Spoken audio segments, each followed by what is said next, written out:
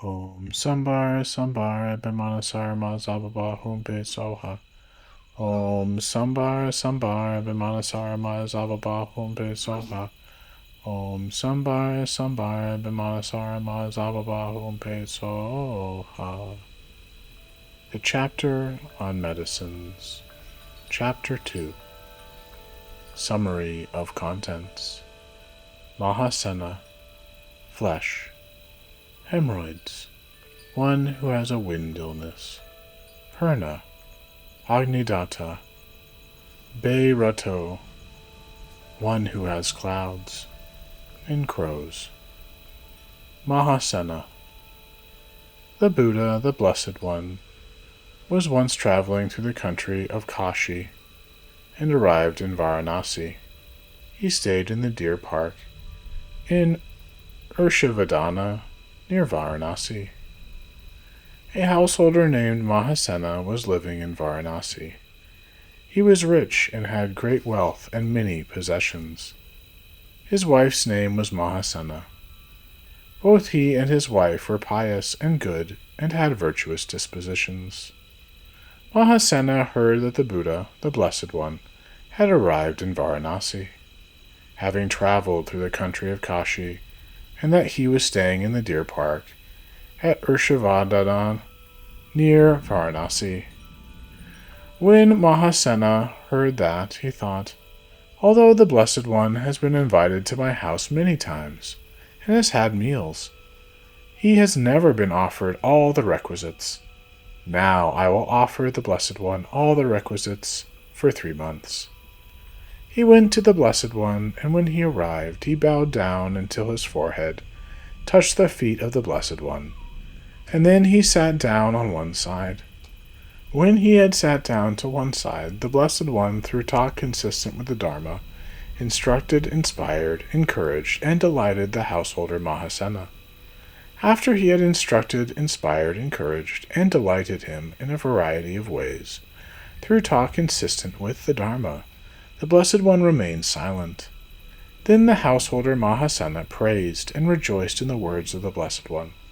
He rose from his seat, draped his upper robe over one shoulder, made the gesture of supplication to the Blessed One, and said to him, "May the Blessed One, together with the community of monks, assent to my offer of the requisites for 3 months, namely robes, alms food, bedding and seats, and medicines for the sick." The Blessed One assented to the householder Mahasana by remaining silent. The householder Mahasana again praised and rejoiced in the words of the Blessed One. He bowed down until his forehead touched the Blessed One's feet, then rose from his seat and departed. The Blessed One, together with the community of monks, was then provided by the householder Mahasana with the requisites, namely robes, alms food, bedding and seats, and medicines for the sick, for 3 months. The householder Mahasana always rose at dawn, bowed down until his forehead touched the Blessed One's feet, and visited the monks. There was a monk who was ill, seriously ill, afflicted with a painful illness. The physician told him, "Drink meat broth." At that time the householder Mahasana went to that monk. When Mahasana arrived, he bowed down until his forehead touched the feet of the monk, and he asked, "Noble one, what did the physician prescribe for you?" "The physician said to drink meat broth," replied the sick monk. Then the householder Mahasana went to his own house and said to his wife, "Since the physician told Master So-and-so to drink meat broth, prepare it and give it to him." The householder's Mahasana's wife handed money to a girl and sent her to the market. However, the king's son was born on that day, and the following prohibition was proclaimed with the ringing of bells. "Nobody may kill beings. Whoever kills any living being will be severely punished." Therefore the girl could not get meat in the market, even with the money. When the girl reported this matter in detail to the householder Mahasana, the householder Mahasana's wife thought, "Since we have offered the community of monks headed by the Buddha all the requisites, it would not be good if a monk dies because of a lack of medicine." She took a sharp knife, entered the house, cut off some flesh from her thigh, handed it to the girl, and said, "Girl, make broth from this flesh, and take it to the noble one so-and-so." The girl took the broth to him, and the monk consumed the broth and recovered his health. The monk knew that the householder's wife had served him with her own flesh in that way, and thought, "It is not appropriate for me to be lying down after consuming what was given with faith. Now I will exert myself in order to attain what I have not attained, realize what I have not realized, and actualize what I have not actualized." He then became diligent. Exerting himself, endeavoring and striving, he came to understand samsara's ever-revolving 5 cycles, overthrew all conditioned states by nature subject to degradation, decline, dispersal, and destruction, abandoned all defilements, realized the state of an arhat, and became an arhat. He was free from desire for the 3 realms, one for whom a lump of dirt was equal to gold, for whom space was equal to the palm of his hand, who accepted being cut by an adze and being anointed with sandal paste as the same, and whose knowledge had shattered the eggshell of ignorance. He attained knowledge, supernormal knowledge, and discerning wisdom. He turned his back on worldly profit, desires, and honors, and he became an object of veneration, respect, and praise for the gods, including Indra and Upendra. There is nothing, even in the slightest, that the Buddhas, the Blessed Ones, do not know, see, comprehend, or understand. Early the next morning, the Blessed One dressed, took his bowl and his robe, and surrounded by a group of monks, went to the house of the householder Mahasana, followed by the community of monks. When the Blessed One arrived, he sat on the seat prepared for him in front of the community of monks. When he had sat down, the Blessed One said to the householder Mahasana, "Householder, the householder's wife Mahasana is nowhere to be seen. Where is she?" Blessed One, she is in the innermost apartment, because she cannot move. The majesty of the Buddhas, the Blessed Ones, is inconceivable. The Blessed One exercised his magical power so that her wound healed and her own color, skin, and hair returned. Faith then having arisen in the householder Mahasana's wife, she appeared at the door and touched the Blessed One's feet.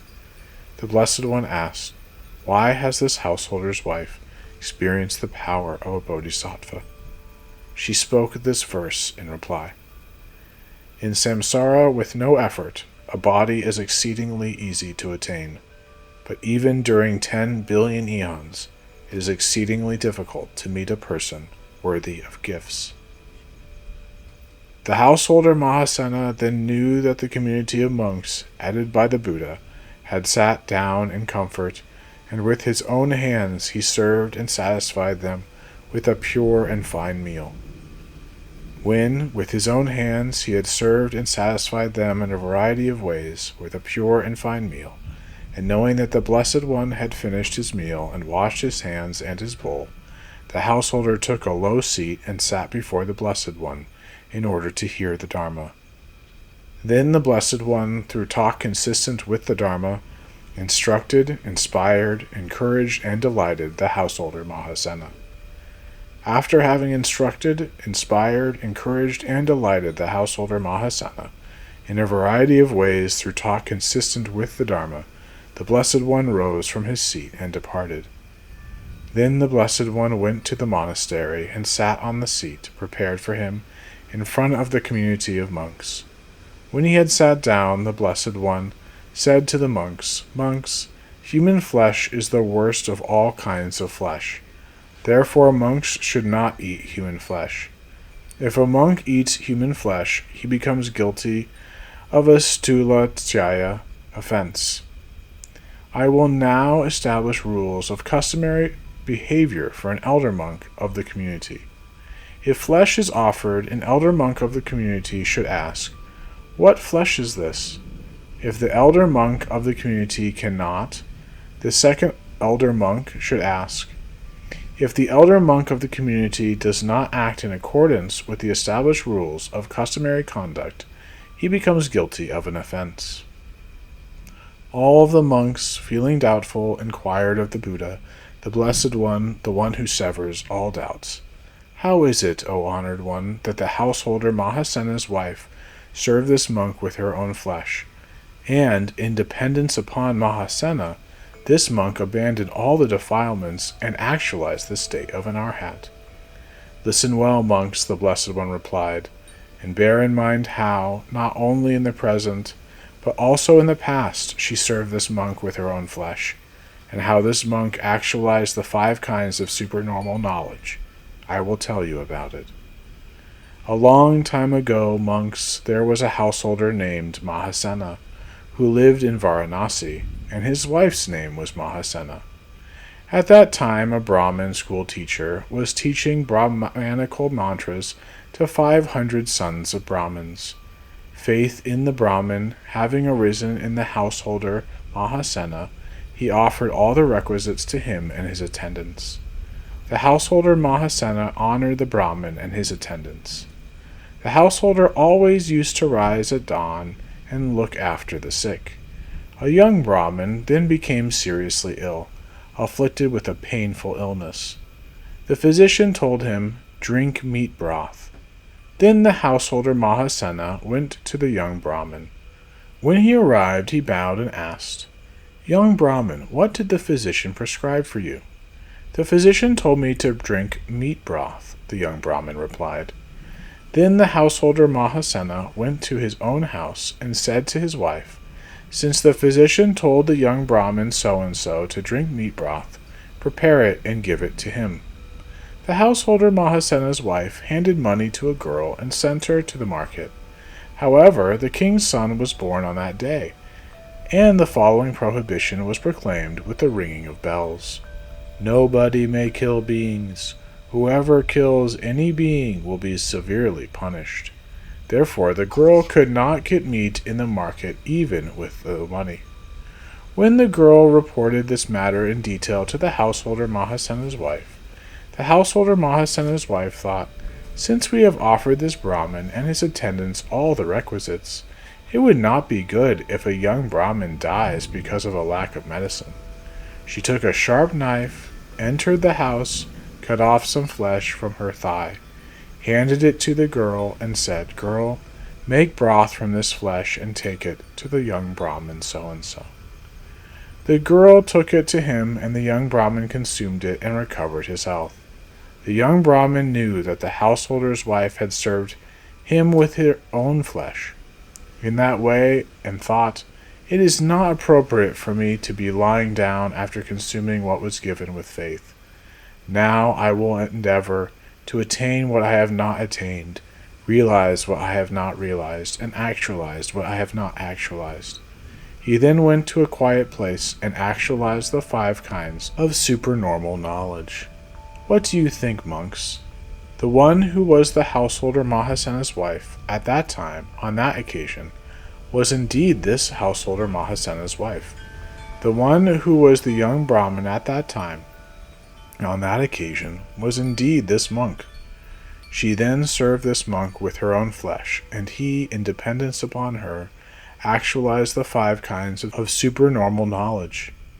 Now, too, she served this monk with her own flesh, and this monk, in dependence upon her, abandoned all defilements and actualized the state of an arhat.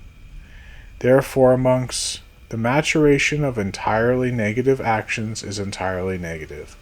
The maturation of entirely positive actions is entirely positive. The maturation of those that are mixed is mixed. Therefore, monks, henceforth you should abandon entirely negative and mixed actions, and you should seek entirely positive actions. Monks, that is how you must train. Flesh. Elephant flesh.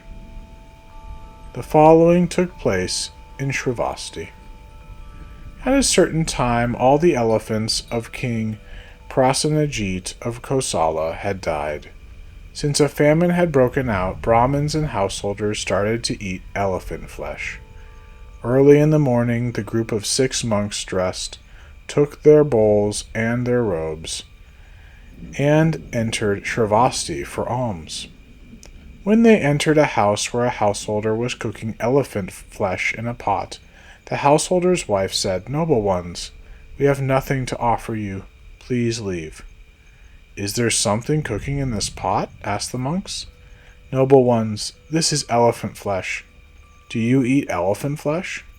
Our lives depend on you. If you eat it, please give it to us too." She then offered the elephant flesh to them. When they had gone out with their bowls full, they were seen by the other monks who were going for alms.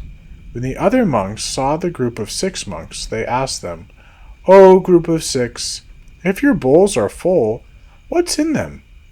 "We have some elephant flesh," they replied. "Do you eat elephant flesh?" "Venerables, a famine has broken out.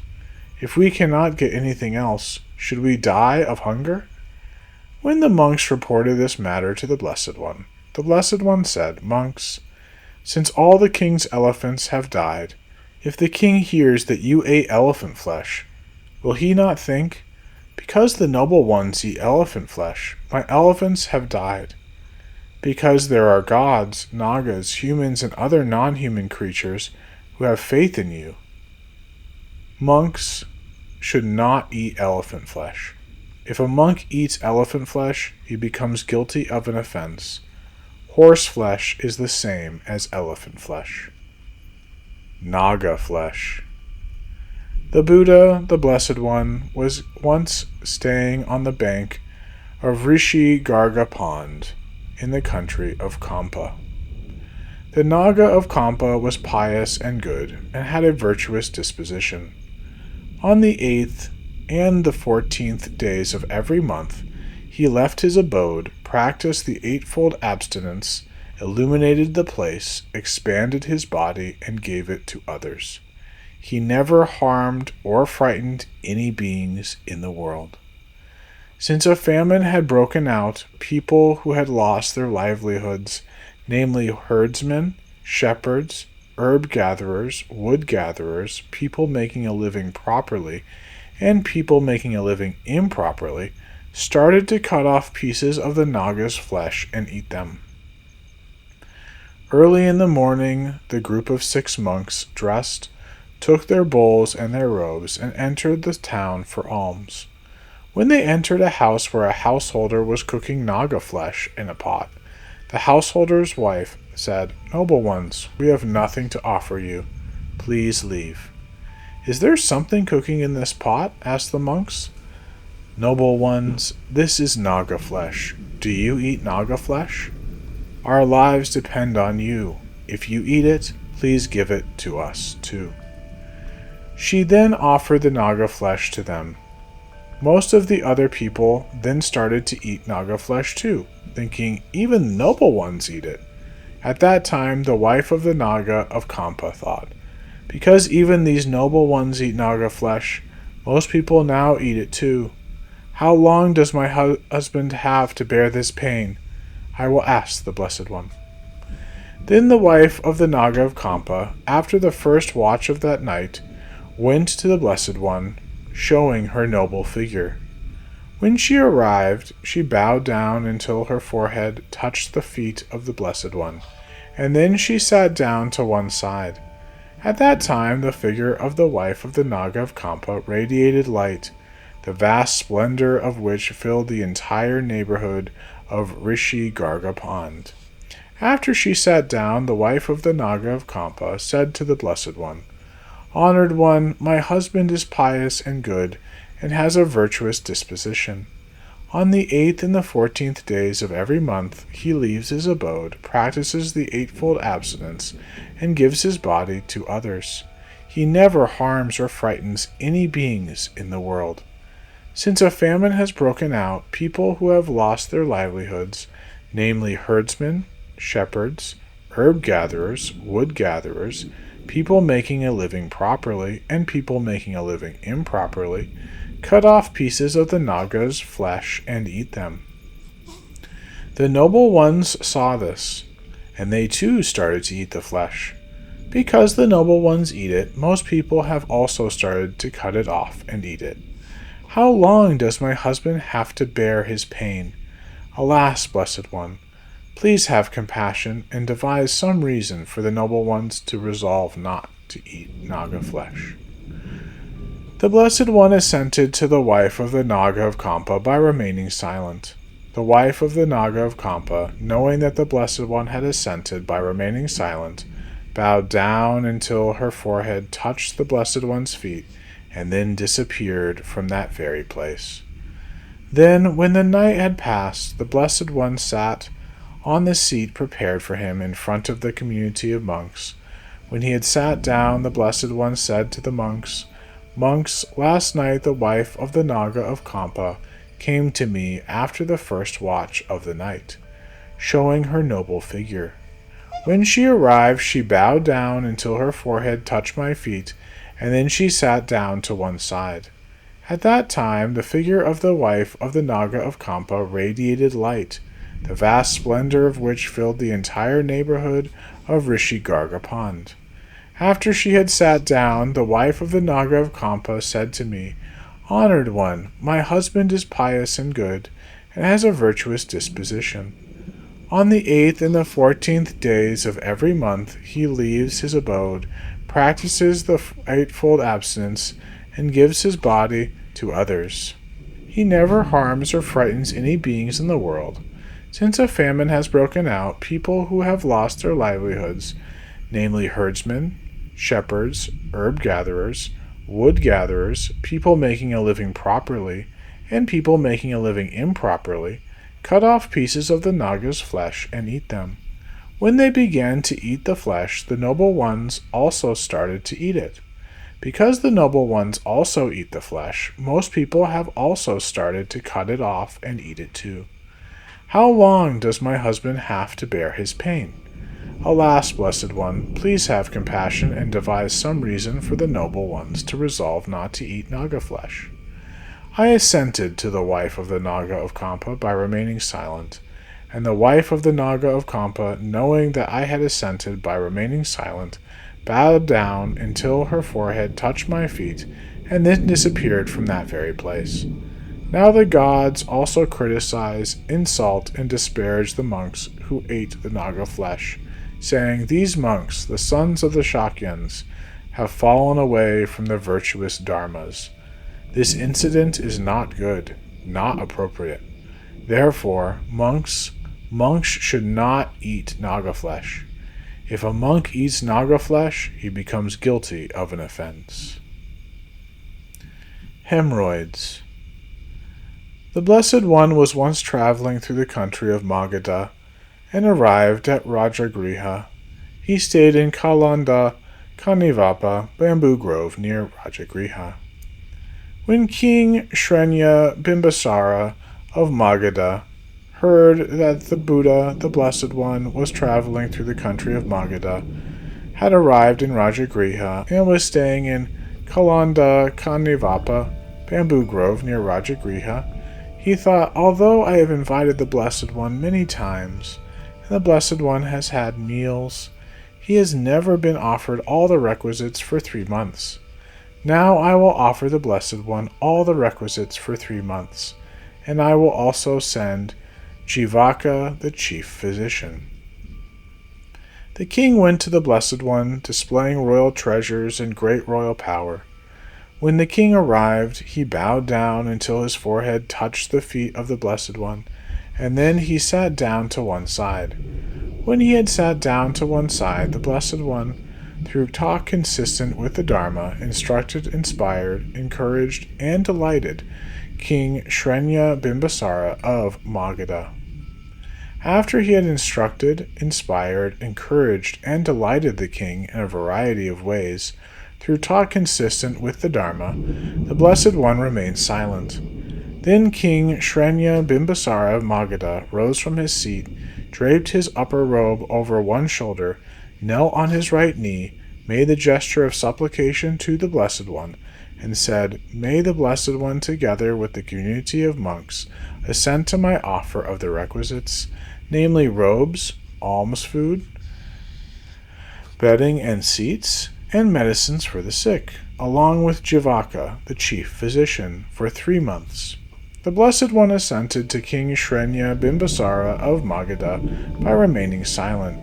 King Shrenya Bimbasara of Magadha, knowing that the Blessed One had assented by remaining silent, rose from his seat, bowed down until his forehead touched the Blessed One's feet, and departed. The Blessed One, together with the community of monks, was provided by King Shrenya Bimbasara of Magadha with all the requisites, namely robes, alms food, bedding and seats, and medicines for the sick, along with Jivaka, the chief physician, for 3 months. When King Prasenajit of Kosala heard that the Blessed One, together with the community of disciples, had been provided by King Shrenya Bimbasara of Magadha with all the requisites, along with Jivaka, the chief physician, for 3 months, he thought, "He is an anointed Kshetra king, and I am also an anointed Kshetra king. His chief physician is Jivaka, and my chief physician is Atreya.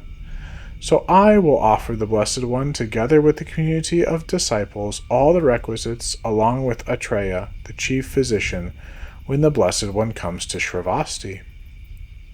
The Blessed One stayed in Rajagriha during the rainy season. When the 3 months of the rainy season had passed, he finished mending his robes, took his bowl and his robe, and traveled through the country toward Shravasti, surrounded by a group of monks, and followed by the community of monks. In due course, the Blessed One, traveling through the country, arrived in Shravasti and stayed in Shravasti in the Jetavana, Anathapindada's park. When King Prasenajit of Kosala heard that the Blessed One, traveling through the country of Kosala, had arrived in Shravasti and was staying in Shravasti in the Jetavana, Anathapindada's park, he left Shravasti and went to the Blessed One. When the king arrived, he bowed down until his forehead touched the feet of the Blessed One, and then he sat down to one side. When he had sat down to one side, the Blessed One, through talk consistent with the Dharma, instructed, inspired, encouraged, and delighted King Prasenajit of Kosala. After he had instructed, inspired, encouraged, and delighted him in a variety of ways, through talk consistent with the Dharma, the Blessed One remained silent. Then King Prasenajit of Kosala rose from his seat, draped his upper robe over one shoulder, knelt on his right knee, made the gesture of supplication to the Blessed One, and said, "May the Blessed One, together with the community of monks, assent to my offer of the requisites, namely robes, alms food, bedding and seats, and medicines for the sick, along with Atreya, the chief physician, for 3 months." The Blessed One assented to King Prasenajit of Kosala by remaining silent. King Prasenajit of Kosala, knowing that the Blessed One had assented by remaining silent, rose from his seat, bowed down until his forehead touched the Blessed One's feet, and departed. The Blessed One, together with the community of monks, was provided by King Prasenajit of Kosala with all the requisites, along with Atreya, the chief physician, for 3 months.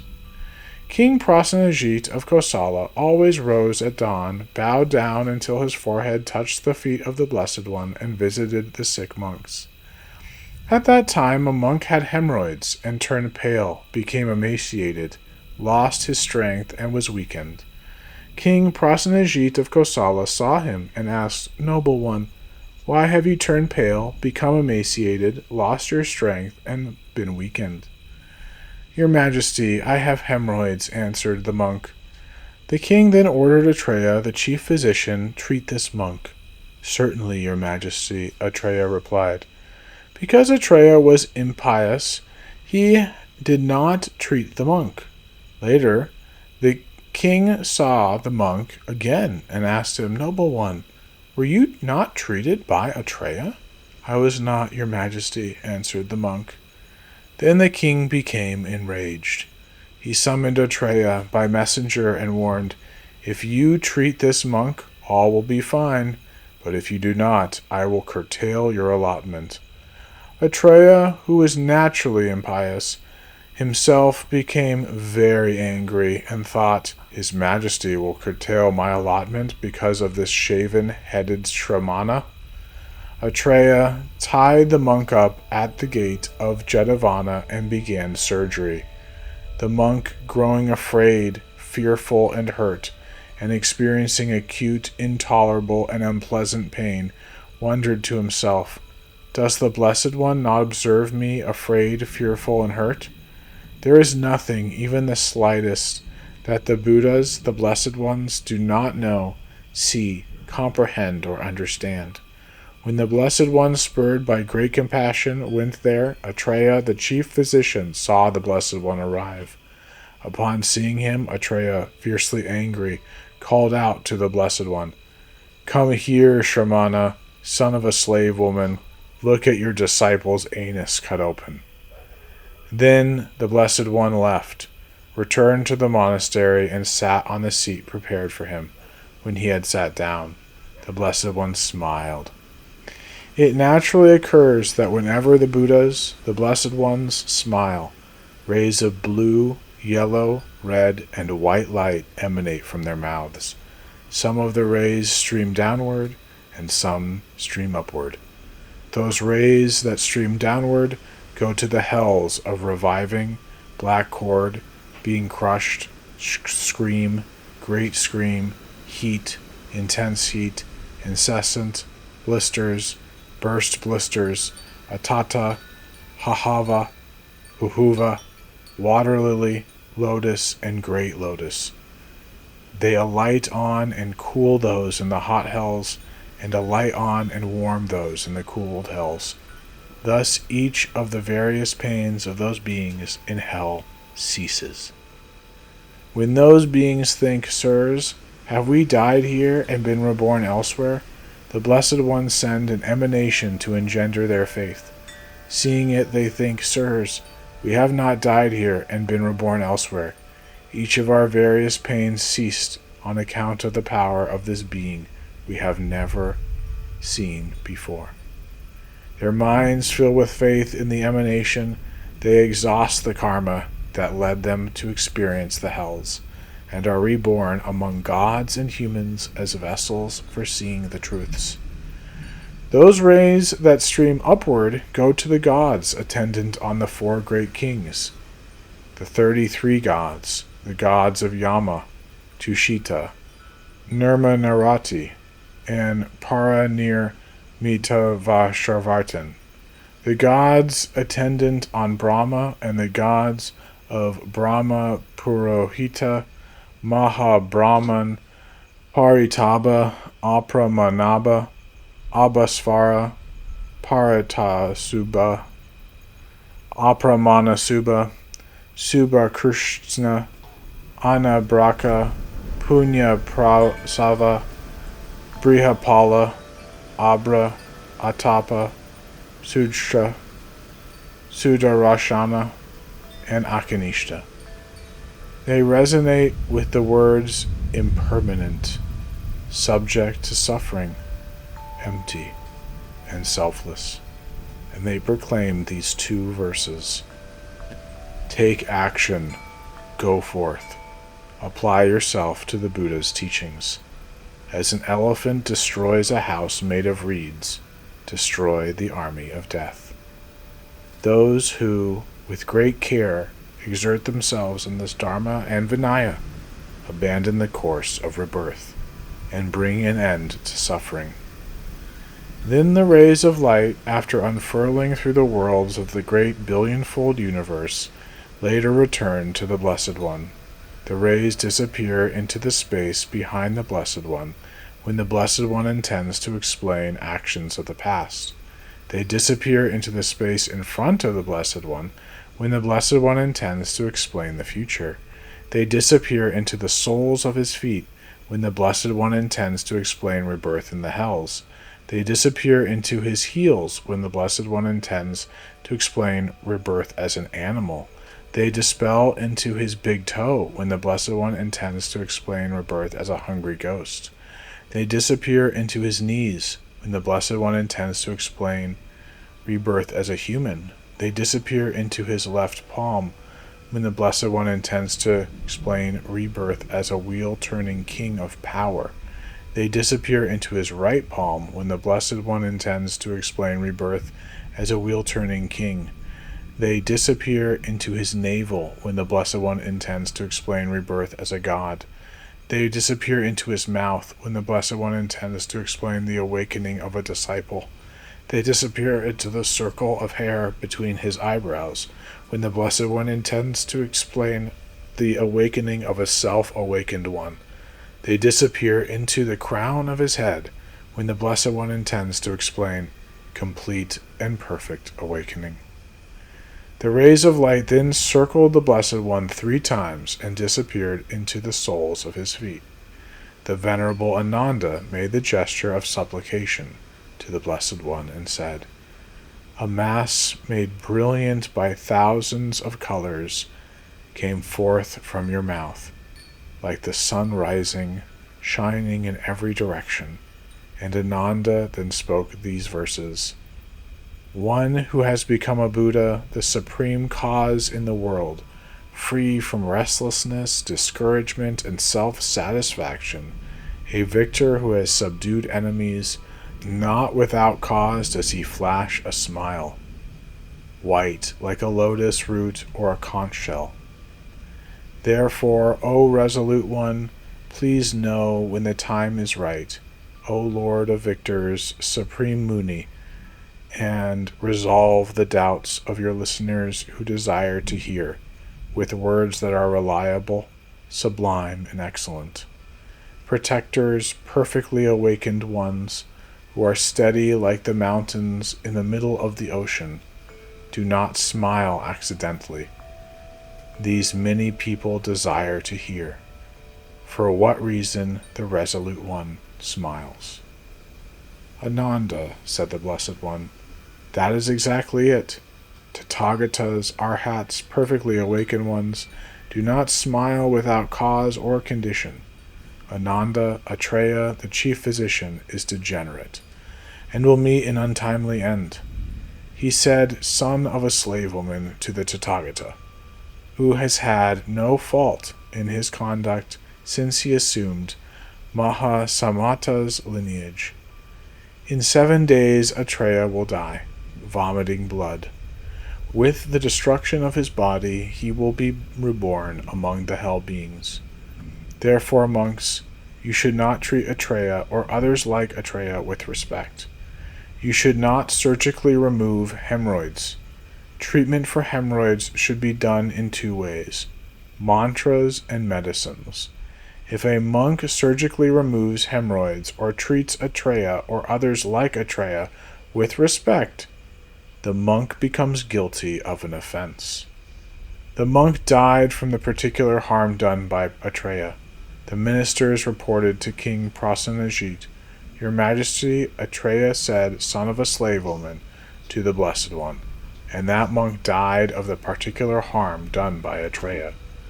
The king was then very much enraged and shouted to his ministers, 'Sirs, I have renounced Atreya, the chief physician. Go.' 'Your Majesty,' said the ministers, 'why would you want to kill he who is already dead? The Blessed One predicted in 7 days he will die, vomiting blood. With the destruction of his body, he will be reborn among the hell beings. Then banish him from my country,' ordered the king. The ministers banished Atreya, and he went to a country called Saketa. The gods living in Saketa greatly reviled him. 'You stupid man, why should you, who has said, "Son of a slave woman," to the protector of the 3 realms, stay here?' And so they expelled Atreya. Then he went to Varanasi. Then, having been expelled from there, he went to Vaishali. Then, having been expelled from there, he went to Kampa. Then, having been expelled from there, he went to Rajagriha. Then, having been expelled from there, he dwelt under a tree. Then, having been expelled from there by the gods living in the tree, Atreya went to the shores of a river, a lake, and a pond. Even there he could not find an opportunity to stay, and thought, Although even foxes find opportunities to stay on this continent of Jambu, I have nowhere to stay, even under a tree, at a lake, or at a pond. Then the fierce agony arose for him in which one dies vomiting blood. As soon as he died, he was reborn in the great hell of incessant. Then the Blessed One spoke these verses about that incident. Words like an axe hurtle forth from the mouth of a person who has been reborn. Those who speak ill cut themselves with the words they say. Those who praise those who are worthy of reproach, and reproach those who are worthy of praise, offend with the mouth, because of which they fail to obtain happiness. The loss of one who, in this world, loses his own wealth by gambling is small.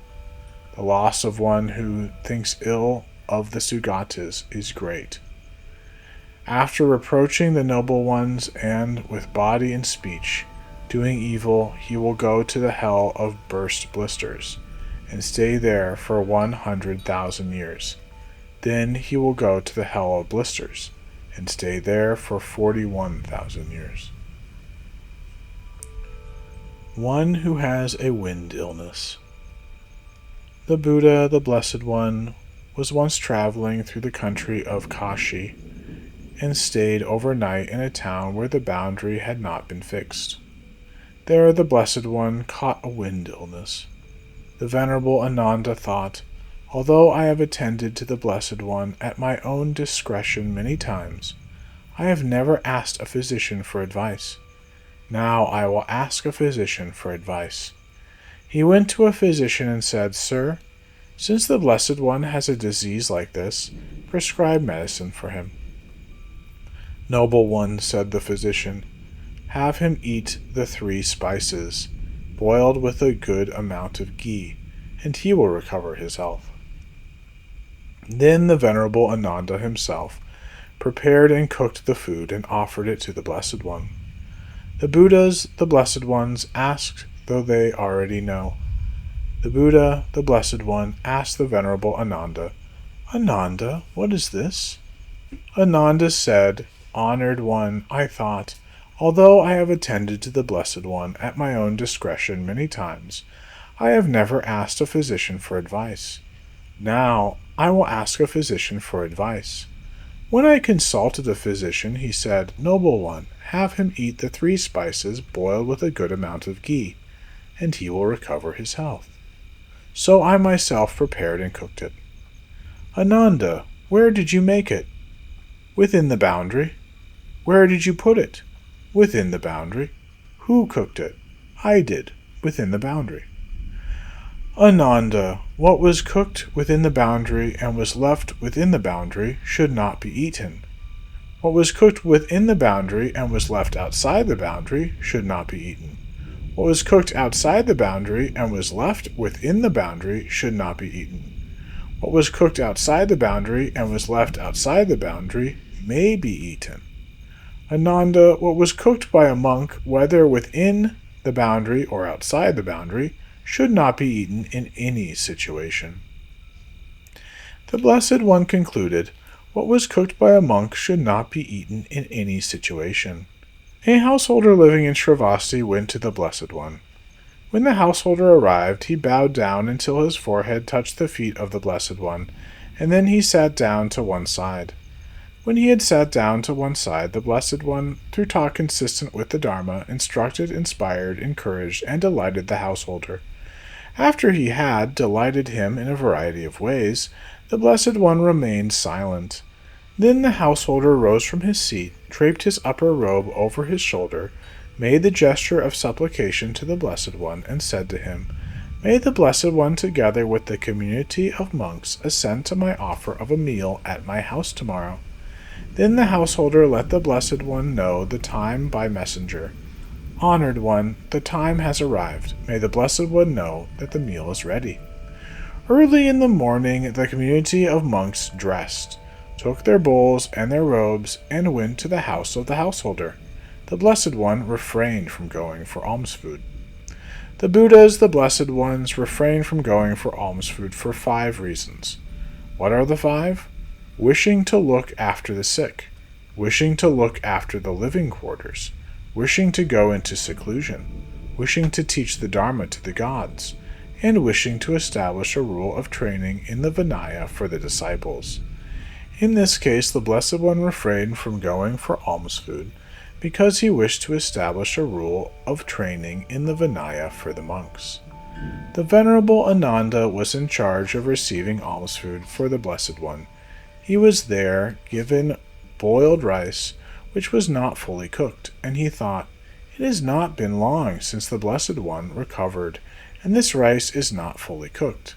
So if he has this rice, his illness may return." Although the Blessed One has not authorized cooking such food, it is probable that this situation will lead him to authorize cooking it. Ananda took a pitcher, poured water into the boiled rice, and cooked it until it was done. Then he offered the boiled rice to the Blessed One. The Buddhas, the Blessed Ones, ask though they already know. The Buddha, the Blessed One, asked the Venerable Ananda, "Ananda, does the entire community have the same boiled rice as this?" "No, they do not, honored one. Theirs is not fully cooked." "Then where did it come from?" When Ananda related to the Blessed One in detail what had happened, the Blessed One said, Good, Ananda. You know even what I have not authorized. On account of that, I authorize monks to receive boiled rice that is not fully cooked and to cook and eat it." After the Blessed One said monks may receive boiled rice that is not fully cooked and cook and eat it, the group of 6 monks received raw rice and began to cook and eat it. When the monks reported this matter to the Blessed One said, "You may receive, cook, and eat boiled rice, 1/3 of which is cooked. You may receive and eat vegetables, flowers, fruits, fish, and meat after their color changes. You may receive boil and drink liquids such as milk when they have been boiled 2 or 3 times. You should not have any regrets about consuming such things. If you consume them in other ways, you become guilty of an offense." Purna. The Buddha, the Blessed One, was once staying in the Jetavana in the park of Anathapindada. At that time, a householder named Bhava was living in a city called Surparaka. He was rich and had great wealth and many possessions, with holdings both vast and extensive. He possessed wealth equal to that of Vaishravana, rivaling that of Vaishravana. Bhava took a wife from a family of equal rank, and Bhava and his wife played, made love, and enjoyed themselves, and thus the wife conceived a child. After 8 or 9 months, a boy who was well proportioned, attractive, and pleasant to behold was born. At the birth, the householder held a great celebration for 21 days, and, to give the baby a name, he asked, "What name shall we give this boy?" His kinsmen suggested, "Since this boy is the son of the householder Bhava, let us name him Bhavila." Thus the boy was named Bhavila. Then the couple again played, made love, and enjoyed themselves, and another boy was born, and named Bhavatrata. And then again a boy was born to the householder, and was named Bhavanandan. Later the householder Bhava caught an illness and spoke very harsh words, and thus his wife and sons abandoned him. He had a servant girl, and she thought, "Although my master won possessions through hundreds of thousands of means, he now has an illness and was abandoned even by his wife and sons. If I give up on my master, that would not be appropriate for me." She went to a physician and asked, "Master, do you know the householder Bhava?" "Yes, I do. What happened to him?" "He has such and such kind of illness, and he was abandoned by his wife and sons. prescribe medicine for him." "You said he was abandoned by his wife and sons. Then who attends to him?" asked the physician. "I attend to him. Please prescribe inexpensive medicine." The physician prescribed it, saying, "This is his medicine." Then the servant girl, taking some food for Bava from her own provisions, and also taking some from the house, attended to him, and he recovered his health. Bava thought, "I was abandoned by my wife and sons, and I owe my life to this girl. I should do something for her in return." Bava said to her, "Girl, I was abandoned by my wife and sons, and I owe my life to you. So I will give you whatever you most want. Tell me what you want." "Master, if you are satisfied with me, I would like to have sex with you." Bava said, "What is the use of our having sex? I will give you 500 karshapanas and liberate you from servitude." "Master, I am nothing but a slave, whether I am far from here or in the next life." She replied, "If I have sex with you, master, I am not a slave." Bava, knowing she would insist, said, "Girl, tell me when the time is right and you are fertile." Later, when the time was right and she was fertile, she told him. Then the two, the householder Bava and the servant girl, enjoyed themselves together, and she conceived a child. From the very day the child was conceived, all the wealth and all the business of the householder Bava became abundant and fulfilled. After 8 or 9 months, a boy was born. He was well proportioned, attractive, and pleasant to behold, with a golden complexion, his head like a parasol, long arms, a broad forehead, eyebrows that meet, a prominent nose, and every major limb and minor appendage of his body complete. From the time he was born, all the wealth and all the business of the householder Bava again became abundant and fulfilled. At the birth, the householder held a great celebration for 21 days, and give the baby a name. "Let us name him Purna," fulfilled. Thus the boy was named Purna.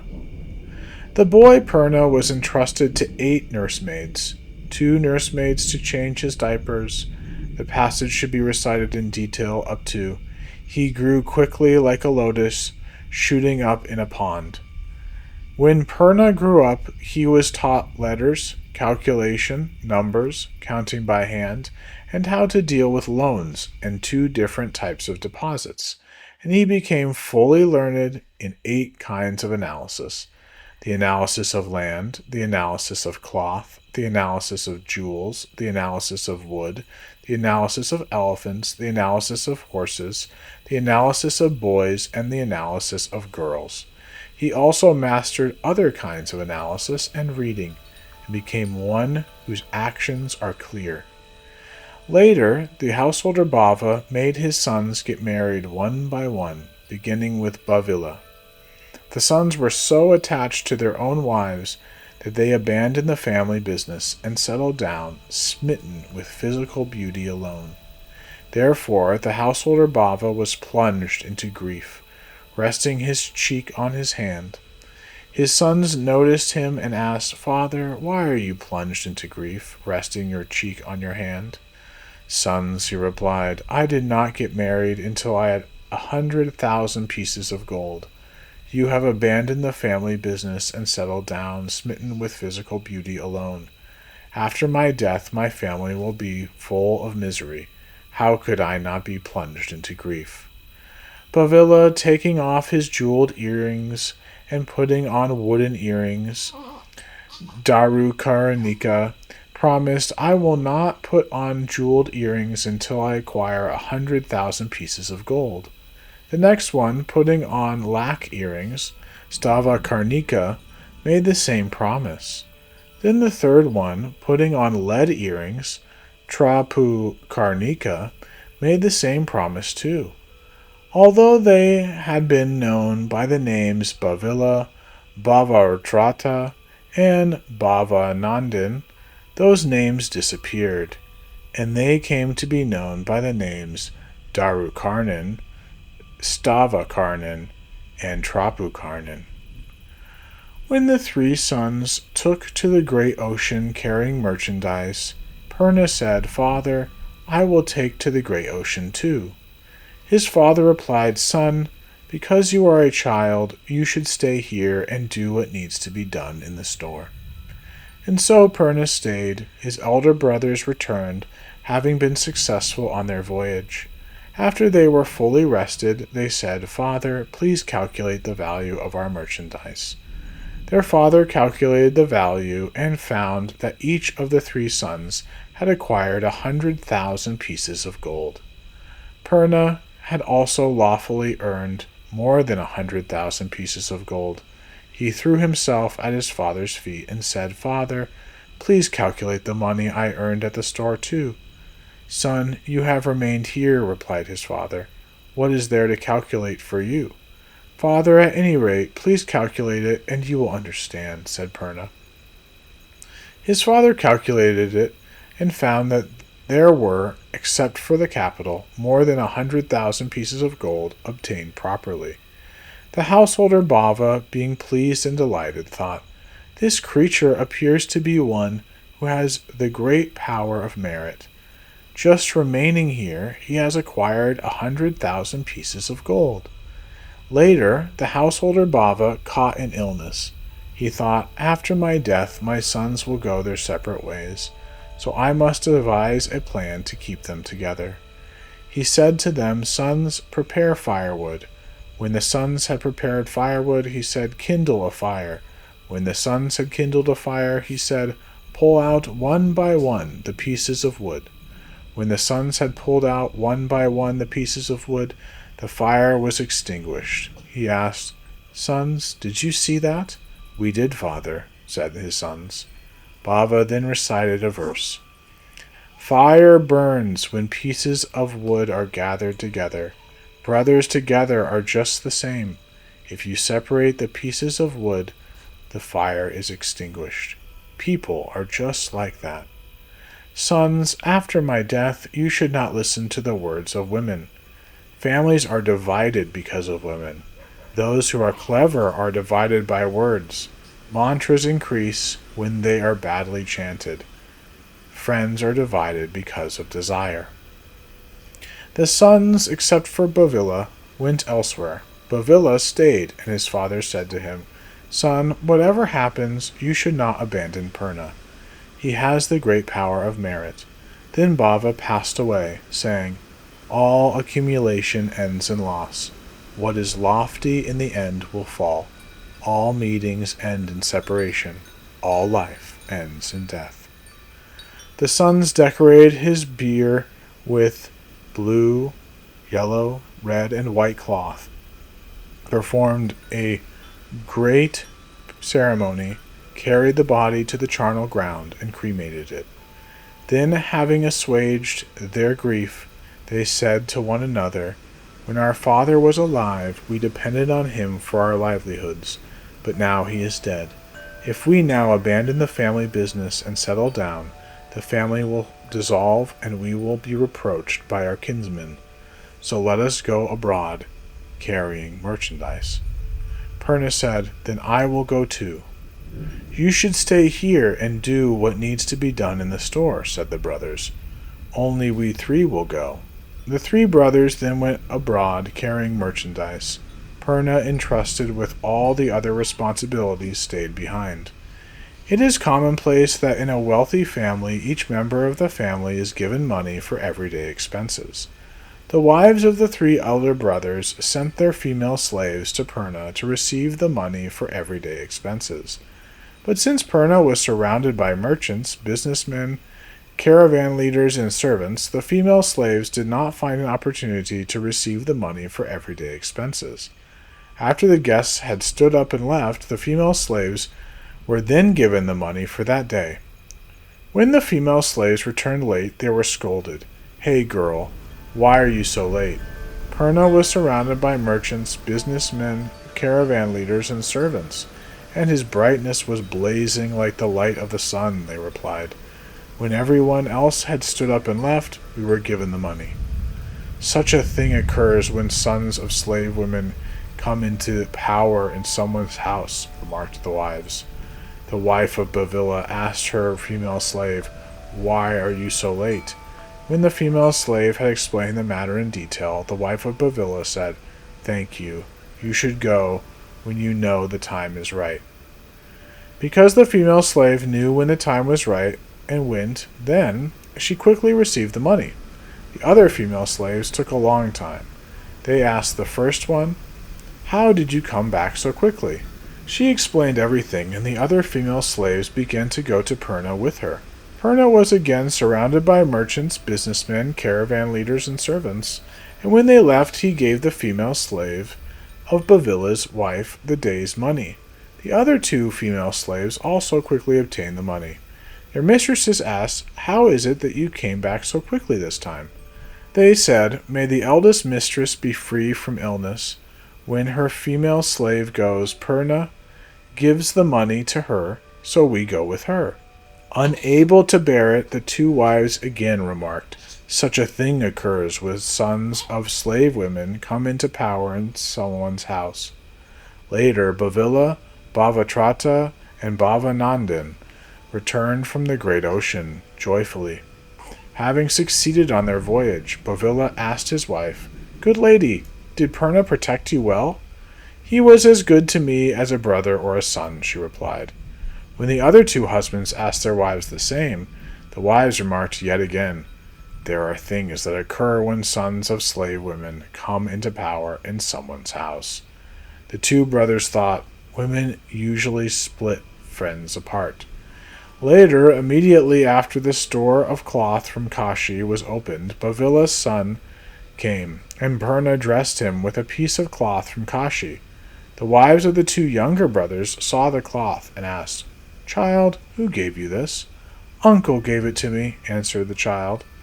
Having seen such cloth, the other wives also sent their own sons, but unfortunately for them, the store of cloth from Kashi was closed, and only the store of rough cloth was open, and so Purna dressed them in rough cloth. Seeing this, the wives of the two younger brothers complained to their husbands, "Did you see that? He gives cloth from Kashi to one, while he gives rough cloth to the others." The husbands answered, "That is definitely because when the boys arrived the store of cloth from Kashi was closed, but the store of rough cloth was open." "Give it more thought," said their wives. Later, when the store of Sharkara was opened, Bavila's son came and got a bowl full of Sharkara. When Bavila's son returned home carrying the Sharkara, the wives of the younger brothers saw him and asked, "Child, who gave you this?" "Uncle gave it to me," answered the child. The two wives also sent their own sons, but unfortunately for them, the store of Sharkara was closed, and only the store of Gouda was open. Since they came when only the store of Gouda was open, they got Gouda. "Did you see that?" the wives complained again. "Purna gives Sharkara to the one, while he gives Gouda to the others." Having seen all that, the wives tried to alienate their husbands from one another in order to split up the household. The two younger brothers discussed the matter together. "Since our household has been ruined for good, we should divide it." One suggested, "Let's call our eldest brother." The other replied, "For the time being, let's consider how to divide the household ourselves." The two then considered it independently and thought, "One will take what there is in the house and what there is in the farm. Another will take what there is in the store and what there is abroad. And the third will take Purna. If our eldest brother takes what there is in the house and what there is in the farm, we will be able to live on what there is in the store and what there is abroad. And if our eldest brother takes what there is in the store and what there is abroad, we will be able to live on what there is in the house and what there is in the farm, and we will also be able to torment Purna." Thus the two brothers discussed the matter. They went to Bavila and said, "Since our family relations have dissolved, We are going to divide the household. I think we should do this after we have carefully analyzed the situation, Bovilla replied, because it is usually women who break up households. We have already analyzed the situation, said the other two, so we are going to divide the household. Then call 5 arbitrators, said Bovilla. Why do we need 5 arbitrators when we have already figured out the division of the household? Asked the 2 brothers. One will take what there is in the house, and what there is in the farm. Another will take what there is in the store, and what there is abroad, and the third will take Purna. Why do you not give Purna his share? Asked Bovilla. Who gives a share to the son of a slave woman? The other 2 answered. Not only that, he himself is one of the things we have apportioned. If you want Purna, take him. Bovilla thought, Father ordered me, you should not abandon Purna even if you part with your entire estate, so I should take Purna. He then said, If that is how it is, then I will provide for Purna. The brother who took possession of what there was in the house and what there was in the farm went quickly to the house and called out, Sister, get out of here. When Bovilla's wife stepped out, he shouted, Don't come back again. Why? Because we have divided what belongs to the household. The brother who took possession of what there was in the store and what there was abroad went quickly to the store and called out, Purna, come down. When Purna came down, the brother said, You cannot go up to the store any more. Why? We have divided the household. What there is abroad and what there is in the store are mine. Give me my share, said Purna. The brother retorted, Why should we give a share to you, the son of a slave woman? Not only that, you yourself are one of the things we have apportioned. You have been taken by our eldest brother. When Bovilla's wife went with Purna to the house of a kinsman, her children began to cry from hunger. She implored him, Purna, give my children something to eat. Give me a karshapa, said Purna.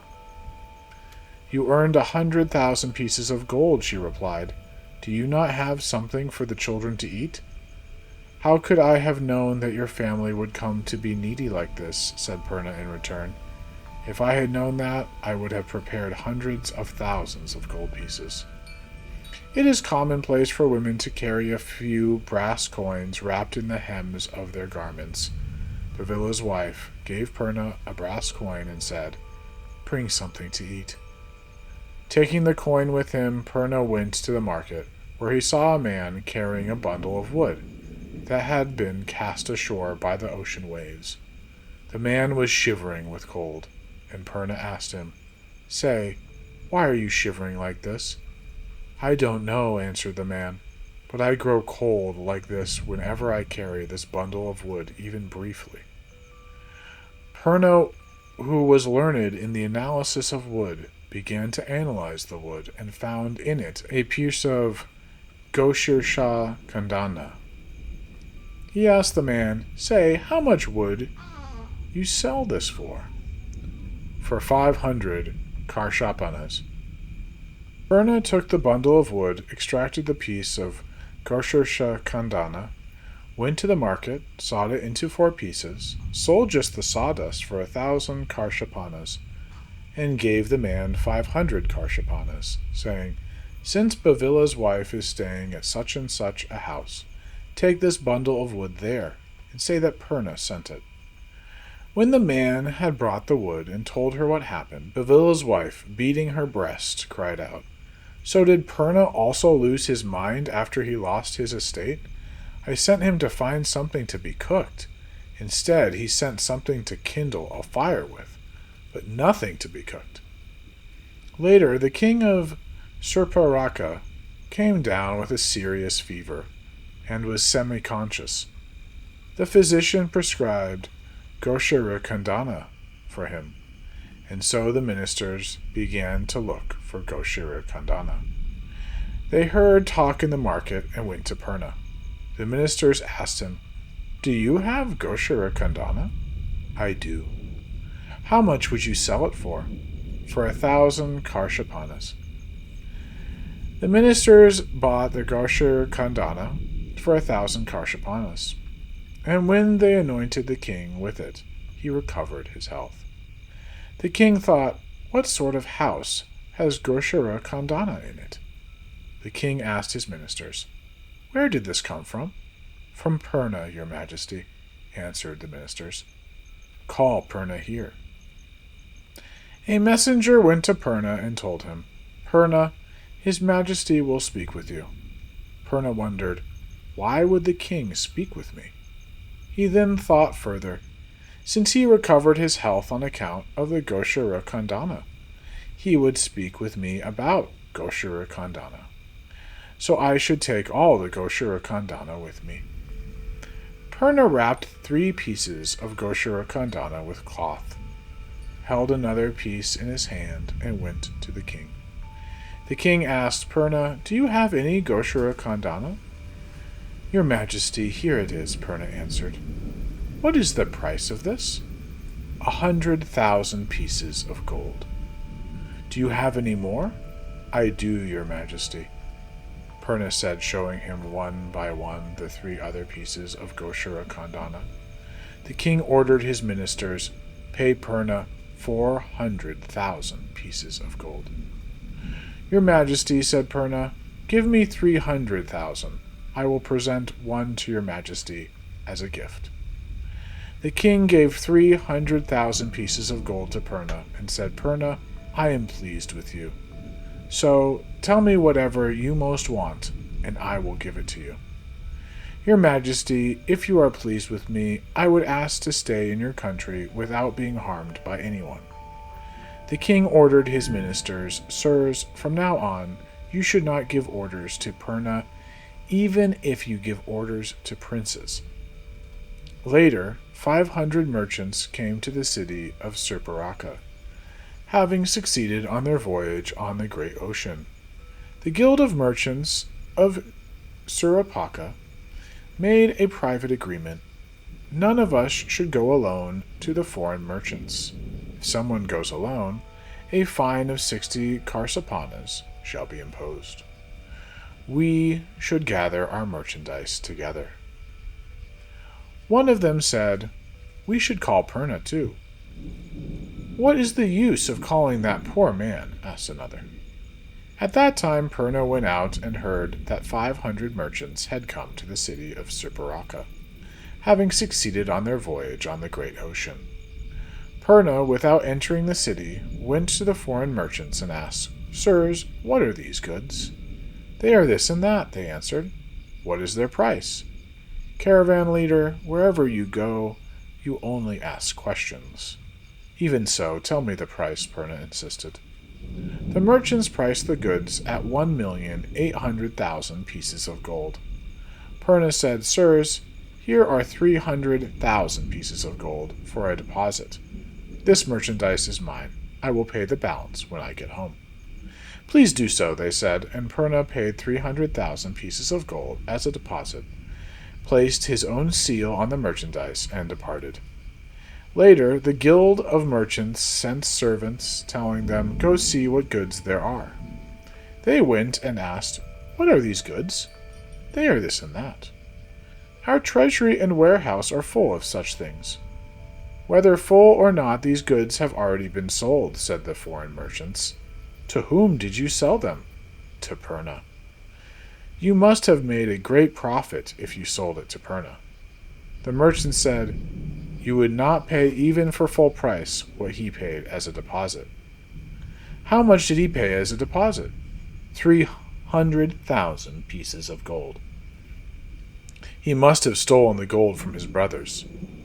The servants went back and reported to the Guild of Merchants, "Those goods have already been sold." "To whom?" "To Purna."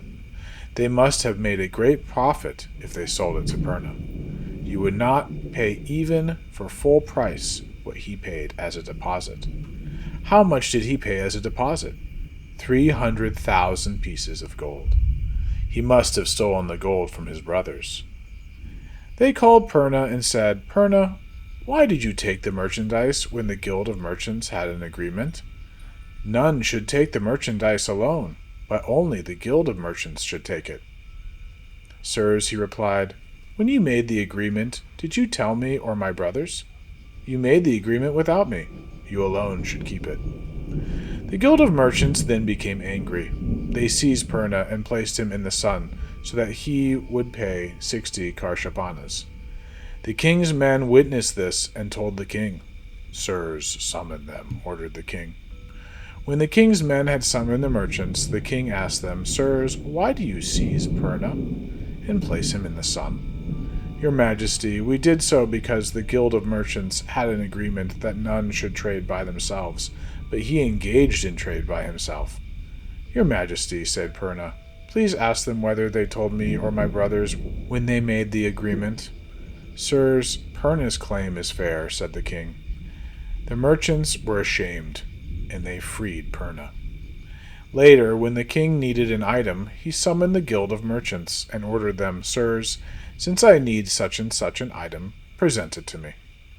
Your Majesty, Purna has it, they replied. Since I cannot order him, said the king, buy it from him and present it to me. The merchant sent a messenger to Purna, who told him, The Guild of Merchants calls you. I will not go, answered Purna. Then all the members of the Guild of Merchants assembled, went to Purna's house, stood at the door, and sent him a message. Purna, the Guild of Merchants is at your door. Come out. When Purna came out arrogantly with pride and haughtiness, the Guild of Merchants said, Caravan leader, please sell your merchandise at the price you paid for it. If I sell my merchandise at the price I paid for it, I would surely be such a great merchant, wouldn't I? Said Purna. The merchants replied, Sell at twice the price, and the Guild of Merchants will be honored. The Guild of Merchants should be honored, thought Purna. He then sold it at twice the price of 1,500,000. After Purna hid the remaining money in his house, he thought, How can I fill a vessel with dewdrops? I will take to the great ocean. In order to take to the great ocean, he issued a proclamation in the city of Surparaka, with the ringing of bells. Sirs, merchants living in the city of Surparaka, listen. The caravan leader Purna will take to the great ocean. Whoever among you who wants to take to the great ocean with the caravan leader Purna, free from taxes, duties, and boatmen's fees, should prepare your merchandise to carry across the great ocean. 500 merchants prepared their merchandise to carry across the great ocean. Then the caravan leader Purna, after performing rituals that bring good fortune, blessings, and well-being, took to the great ocean with his retinue and the 500 merchants, and then returned to the city of Surparaka, having succeeded on his voyage. 6 times Purna took to the great ocean and returned, having succeeded on each voyage. Everywhere it was said, 6 times Purna took to the great ocean and returned, having succeeded on each voyage. Then the merchants of Shravasti came to the city of Surparaka, bearing their merchandise. After they were fully rested, they went to the caravan leader Purna. When they arrived, they said, Caravan leader, let us leave for the great ocean. Sirs, Purna replied, have any of you ever seen or heard of anyone who 6 times returned from the great ocean after succeeding on each voyage and was going a 7th time? Purna, we came a long way to see you. If you do not go, we will not go either, because you are the authority, the merchant said. Purna thought, although there is no wealth at all that I need, I will go for the sake of these people. Then Purna left for the great ocean together with the merchants. At dawn, the merchants recited the Udana, Parayana, Sadyajars, Staviragata, Stavirgarata, Sailagata, Munagata, and Artavargiya Sutras. Purna heard them and said, Sirs, you are singing good songs. Caravan leader, they replied, these are not songs. Then what are they? They are the words of the Buddha. When Purna heard the sound Buddha, a word he had never heard before, The hairs in every pore of his body stood on end. Purna asked reverently, "Sirs, who is the Buddha?" The merchants explained, "There is a son of the Shakyans, a Shramana, of the Gautama family, who went forth from his home into homelessness with true faith, having shaved off his hair and beard and donned saffron robes. He awoke to supreme, complete awakening. Caravan leader, he is the Buddha." "Sirs, where is that blessed one now?" "Caravan leader, he is staying in Shravasti in the Jetavana, Anathapindada's park." Keeping this in mind, Purna took to the great ocean together with them and came back, having succeeded on his voyage. His brother Bhavila thought, "He is tired from continually traveling the great ocean. He should get married." He then asked Purna, "Tell me, which daughter of which merchant, businessman, or caravan leader shall I request for you?" "I do not want an object of desire," Purna replied. "If you allow it, I will go forth." "You did not go forth when we were not engaged in the family business. Why do you go forth now?" asked Bhavila. "It was not appropriate then," replied Purna. "It is appropriate now." Bhavila, knowing he would insist, allowed Purna to go forth. "Brother," said Purna, "there is much danger and little to gain on the great ocean. Many people take to it, but only a few of them return. So you should never take to the great ocean. You have abundant wealth gained properly, while your brothers have what was gained improperly. So you should not live with them if they ask you to live together." Purna went to Shravasti with a servant. He stayed in the park of Shravasti and sent his servant as a messenger to the householder Anathapindada, saying, "Householder, the caravan leader Purna is staying in the park of Shravasti, hoping to meet you." Anathapindada thought he must have come in a carriage, having grown tired of traveling by boat. Then Anathapindada asked, "Say, how much merchandise has he brought with him?" "What merchandise? He came only with me, a servant." "It would not be appropriate for me to invite that important person to my house without honoring him," thought Anathapindada. So he invited Purna to his house with great honor. He offered him a massage, let him bathe, and gave him food. When they sat down, talking pleasantly, Anathapindada asked, "Caravan leader, what is the purpose of your coming here?" "Householder, I wish to go forth and be ordained a monk in the well-taught Dharma and Vinaya." Then the householder Anathapindada stretched his upper body, raised his right hand, and spoke an inspired utterance. "O Buddha, O Dharma, O Sangha, O well-taught Dharma, a great person like this, abandoning a great many relatives and friends, and full treasuries and warehouses, now wishes to go forth and be ordained a monk in the well-taught Dharma and Vinaya." Then the householder Anathapindada took the caravan leader Purna to the Blessed One. At that time the Blessed One was teaching the Dharma, seated before an audience of many hundreds of monks. When the Blessed One saw the householder Anathapindada coming with a gift, he said to the monks, "Monks, the householder Anathapindada is coming with a gift. For the Tathagata, there is no gift equal to this, a person to be tamed." The householder Anathapindada bowed low until his forehead touched the feet of the Blessed One, and then he sat down to one side together with the caravan leader Purna.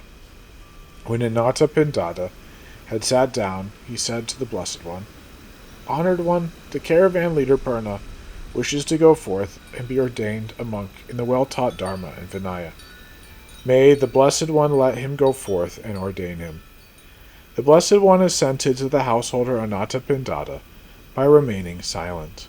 Then the Blessed One said to the caravan leader Purna, "Come, monk, lead the pure life." As soon as the Blessed One said this, Purna's hair fell out, and he was clad in his outer robe, with but a week's worth of hair and beard. His bowl and pitcher in his hand, and standing like a monk who had been ordained 100 years earlier.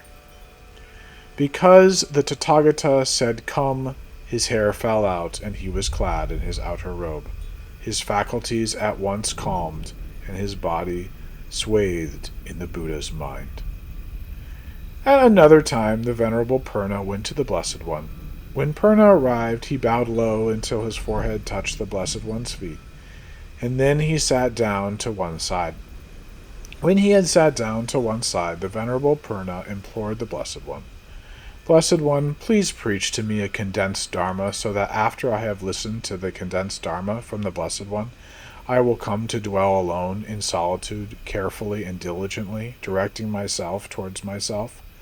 If I dwell alone in solitude, carefully and diligently, directing myself toward myself, I will in this life, by my own supernormal knowledge, actualize and accomplish the supreme end of the pure life, for which the sons of noble families go forth from their homes into homelessness with true faith, having shaved off their hair and beards and donned saffron robes. And I will understand, my births have been exhausted, the pure life has been lived, what is to be done has been done. I will not know another existence after this one." When the Venerable Purna had finished speaking, the Blessed One said to him, "Good, good, Purna. Purna, it was good that you said this. Please preach to me a condensed Dharma. I will not know another existence after this one. Therefore, listen well and keep this in mind, and I will preach to you. Purna, there are visual objects to be cognized by the eye that are attractive, desirable, delightful, pleasing to behold, and connected with desire, and that give rise to clinging. If a monk sees these visual objects and rejoices in, welcomes, clings to, and remains attached to them, joy will arise in he who rejoices in, welcomes, clings to, and remains attached to them. If there is joy, the joy will turn into delight and pleasure. If there is delight and pleasure, it will turn into clinging. If there is clinging, it will turn into a fetter. A monk who has come to have delight, clinging, and fetters, Purna, is said to be far from nirvana. Purna, there are auditory objects to be cognized by the ear, olfactory objects to be cognized by the nose, gustatory objects to be cognized by the tongue, tangible objects to be cognized by the body, and mental objects to be cognized by the mind, that are attractive, desirable, delightful, pleasing to behold, and connected with desire, and that give rise to clinging. If a monk knows these objects, he is said to be far from nirvana. Purna, there are visual objects to be cognized by the eye that are attractive, desirable, delightful, pleasing to behold, and connected with desire, and that give rise to clinging. If a monk sees these visual objects and does not rejoice in, welcome, cling to, or remain attached to them, joy will not arise in he who does not rejoice in, welcome, cling to, or remain attached to them. If there is no joy, there will be no delight or pleasure. If there is no delight or pleasure, there will be no clinging. If there is no clinging, there will be no fetter. If there are no fetters, a monk who has neither delight, nor clinging, nor fetters, Purna, is said to be near nirvana. Purna, there are auditory objects to be cognized by the ear, olfactory objects to be cognized by the nose, gustatory objects to be cognized by the tongue, tangible objects to be cognized by the body, and mental objects to be cognized by the mind, that are attractive, desirable, delightful, pleasing to behold, and connected with desire, and that give rise to clinging. If a monk knows these objects, he is said to be near nirvana. Purna, since I have entrusted you with this condensed instruction, then where do you want to dwell? Where do you want to live? Honored one, since the Blessed One has entrusted me with this condensed instruction, I would like to go to Shrona Parantaka. Purna, the people of Shrona Parantaka are fierce, impetuous, rough, abusive, short-tempered, and disparaging. Purna, if the people of Shrona Parantaka directly abuse, ridicule, and disparage you with bad, coarse, and intolerable words, what will you think?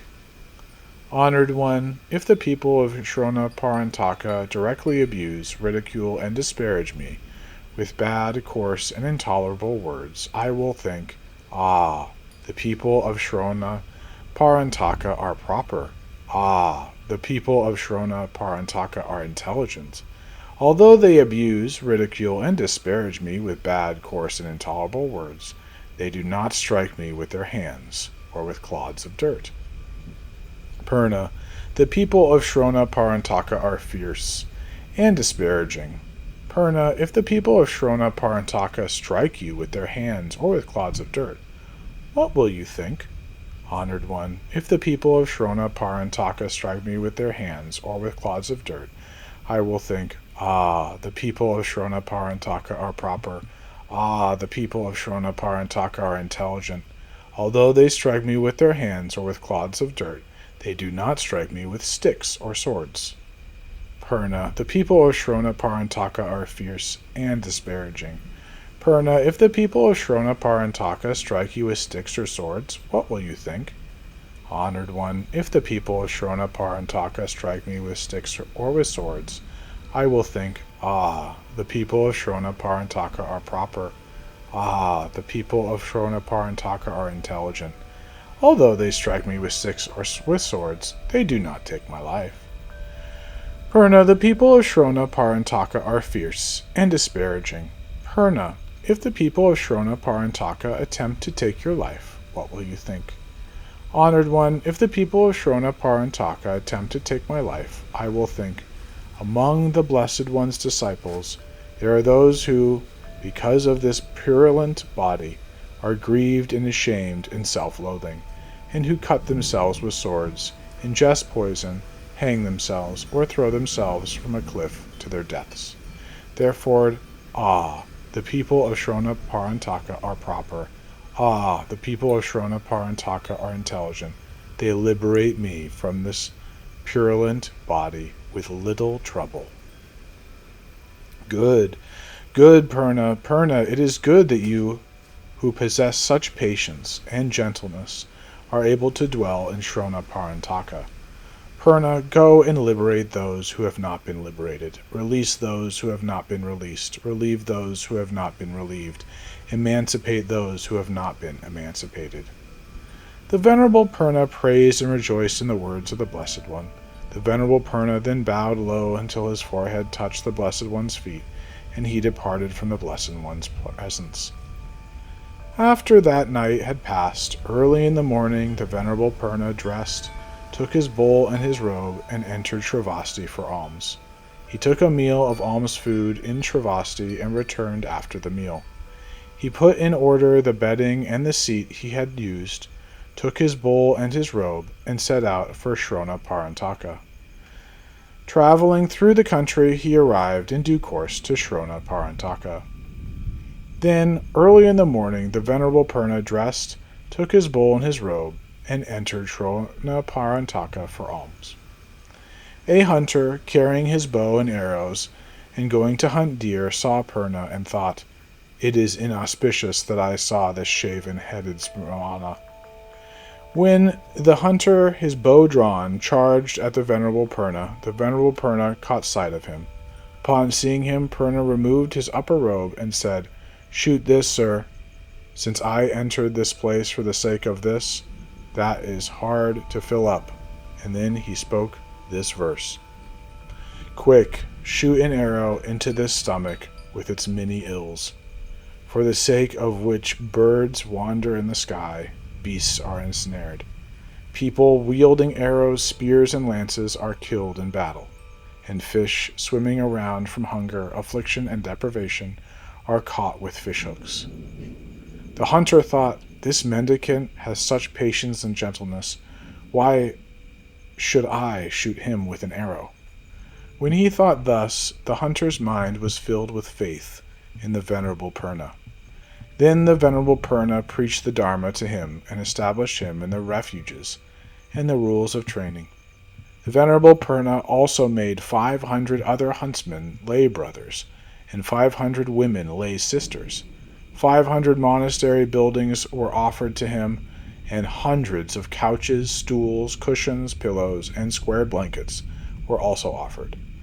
After 3 months had passed, the Venerable Purna actualized with his body the threefold knowledge and became an arhat. He was free from desire for the three realms, and he became an object of veneration, respect, and praise for the gods, including Indra and Upendra. Later, the two brothers of Darukarnan, having consumed and exhausted their possessions, came to Darukarnan and said, "Since that creature, who was our misfortune, has left our home, come, let us live together." "Who is that creature that you say was our misfortune?" asked Darukarnan. "Purna, of course." "He is not a creature who brings misfortune. Rather, he brought good fortune to my home." Darukarnan's two brothers said, "Whether good fortune or misfortune, come, let us live together." "Your wealth was not gained properly, while mine was gained properly," replied Darukarnan. "Because of this difference, we cannot live together. The son of a slave woman took to the great ocean many times and helped you gain your possessions, which you spend and boast about. How were you able to take to the great ocean?" asked Darukarnan's two brothers.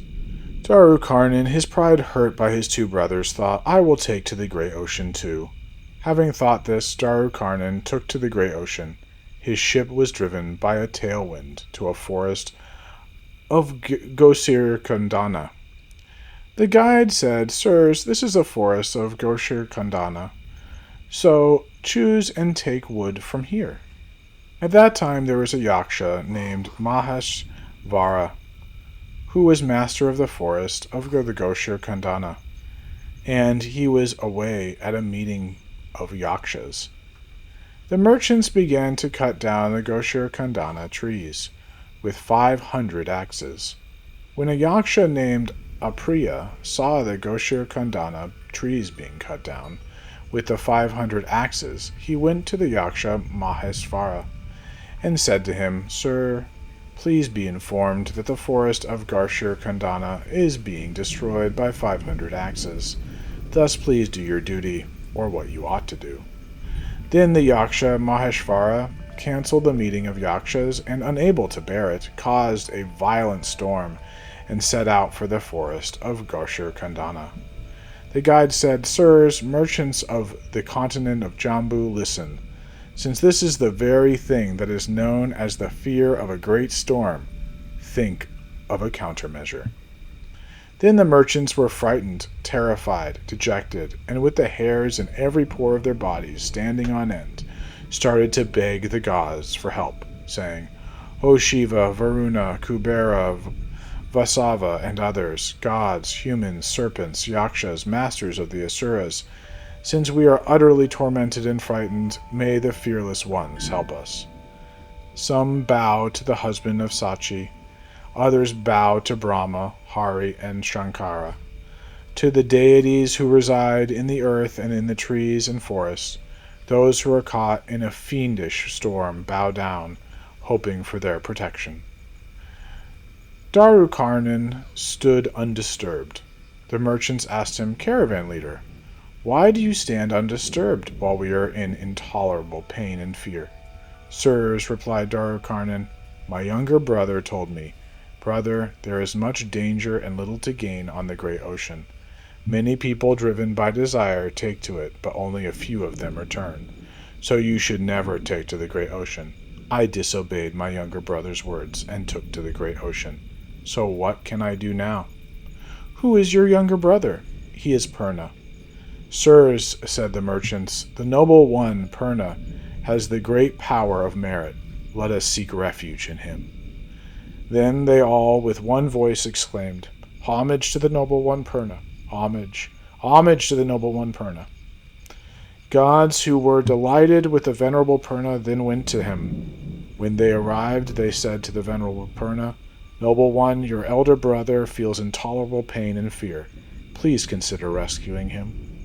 The venerable Purna considered this and entered a meditative state by which, directing his mind, he disappeared from Shronaparantaka and appeared seated with his legs crossed on the edge of the ship in the great ocean. The storm was then turned back as if it had struck Mount Sumeru and was thwarted. The Yaksha Maheshvara thought, though in the past ships that were hit by a storm were tossed like a piece of cotton and broken apart, now the storm has been turned back as if it had struck Mount Sumeru and was thwarted. What was the cause of that? The Yaksha Maheshvara looked around and then discovered the Venerable Purna seated with his legs crossed on the top of the ship. When the Yaksha Maheshvara had discovered the Venerable Purna, he asked, "Noble one Purna, why do you harass me? O you whose nature is to grow old, why do I harass you?" asked the Venerable Purna in return. "You are harassing me. Had I not attained a number of good qualities like these, you would have killed my brother, and only his name would have remained." "Noble one," replied Maheshvara, "I am protecting this Goshur Khandana for the wheel-turning king." "Sir, what do you think?" asked the Venerable Purna. "Which is greater, a Tathagata, an Arhat, a perfectly awakened one, or a wheel-turning king?" "Noble one, has the Blessed One appeared in the world?" "He has." "If so, then fill your ship. That is not yet full." Their lives having been saved, the minds of the merchants were then filled with faith in Purna. They filled the ship with Goshur Khandana, set out again, and arrived in due course at the city of Shurparaka. Purna then said to his brother, "Since your treasures belong to the one by whose name you, having succeeded on your voyage, were able to return, you should distribute them to these merchants. With this Goshur Khandana, I will build a palace garlanded with sandalwood for the Blessed One." Darukarnan distributed his treasures to the merchants. The Venerable Purna then began to build a palace with a hall of Goshur Khandana. He called the craftsmen together and asked them, "Sirs, would you like to take 500 karshapanas every day, or take one vidala pada or Goshur Khandana dust?" "Noble one," they replied, "we would like to take one vidala pada or Goshur Khandana dust." The palace garlanded with sandalwood was then quickly built and made clean. The wood chips and remaining dust of the Goshur Khandana were crushed into powder and smeared on the palace walls. Purna reconciled with his eldest brother and his other two brothers and said, "Invite the community of monks headed by the Buddha and offer a meal." "Noble one Purna, where is the Blessed One?" "In Shravasti." "How far is that?" "To Shravasti it is more than 100 yojanas." "We will ask His Majesty for permission." "You should do so." The brothers went to the king and said, "Your Majesty, we would like to invite the community of monks headed by the Buddha and offer a meal. Please help us." "Excellent, I will do so." The Venerable Purna then went up to the roof, looked in the direction of the Jetavana, dropped to his knees, scattered flowers, burned incense, made a layman hold a golden pitcher, and began to pray. "O you of pure conduct, one with greatly pure intellect, one who always seeks to benefit at mealtimes, please look upon those who are masterless, have compassion, and come." Then the flowers, by the awakened power of the Buddhas and the divine power of the gods, formed the shape of a flower pavilion, and that flower pavilion came to abide at the elder's dwelling in the Jetavana. The smoke of the incense was woven together like a cloud. The water assumed the shape of a lapis lazuli vessel. Since the Venerable Ananda was familiar with omens, he made the gesture of supplication and asked the Blessed One, "Honored One, where is this invitation from?" "From Surparaka, Ananda." "Honored One, how far is Surparaka from here?" "More than 100 yojanas, Ananda." "Go and give this order to the monks. Those who among you will go to the city of Surparaka and have a meal there tomorrow should take a counting stick." "Certainly, O honored one," replied the Venerable Ananda, and he took the counting sticks and sat down before the Blessed One. The Blessed One and the monks, who were the most venerable of the elders, took counting sticks. At that time the venerable elder Purna, who was an elder of Kundopadana and had been liberated through wisdom, was sitting in the assembly. When the venerable elder Purna also tried to take a counting stick, the venerable Ananda spoke this verse to him. Venerable one, this meal is not a meal in the court of the king of Kosala, the house of Sudatta, or the house of Murgara. We are going to a city called Surparaka, more than 100 yojanas distant from here. With our magical power, Purna, remain here silently. Although the venerable elder Purna had been liberated through wisdom, he had not attained magical power.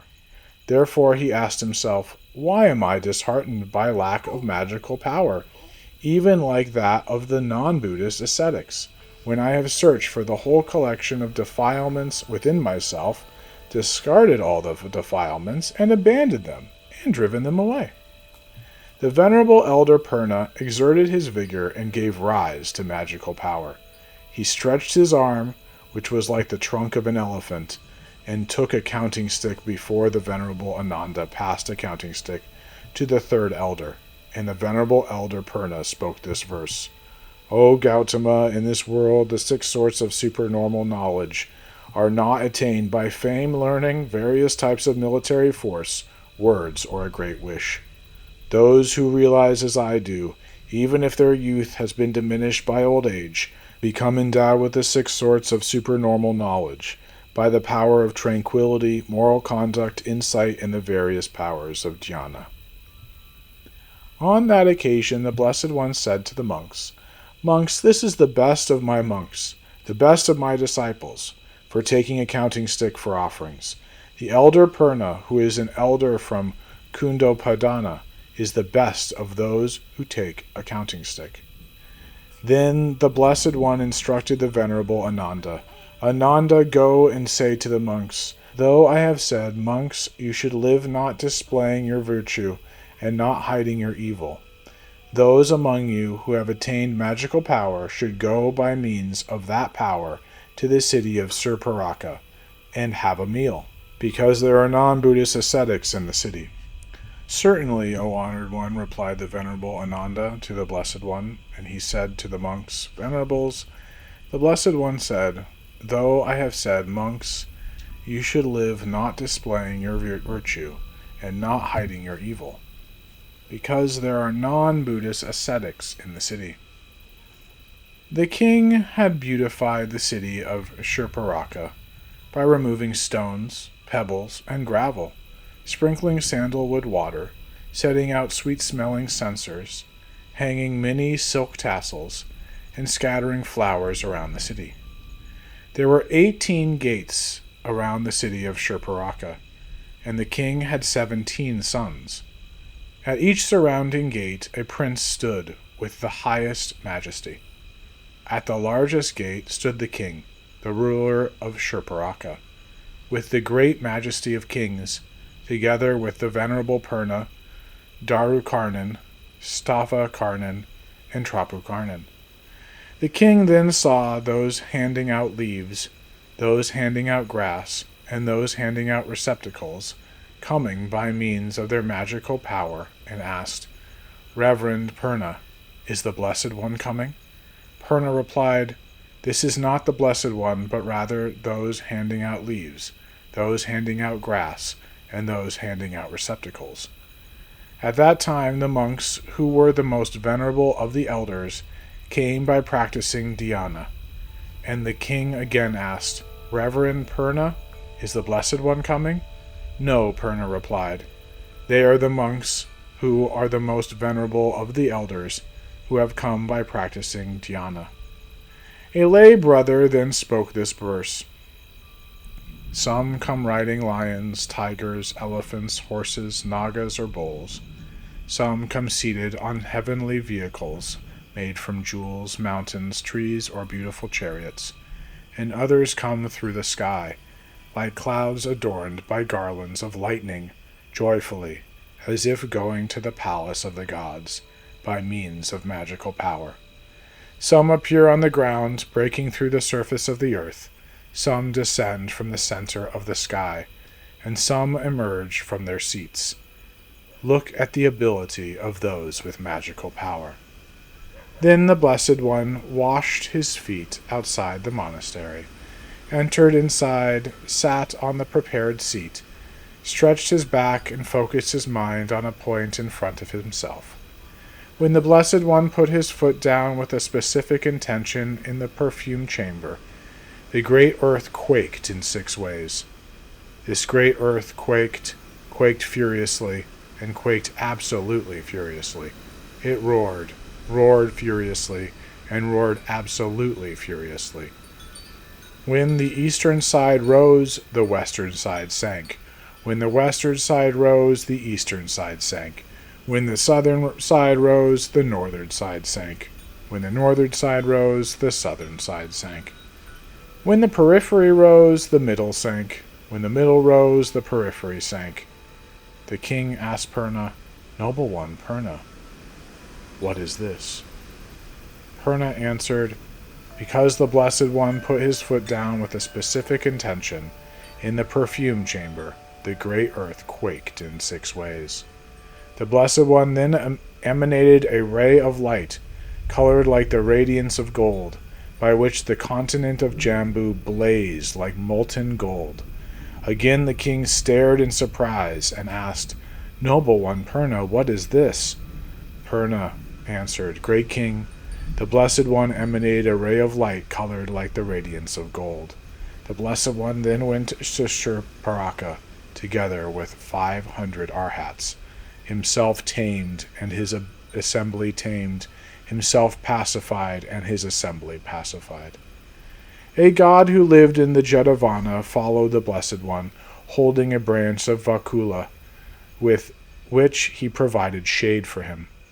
The Blessed One knew the god's thinking, proclivity, disposition, and nature, preached the Dharma that was appropriate for him, and caused him to penetrate the 4 truths of the Noble Ones.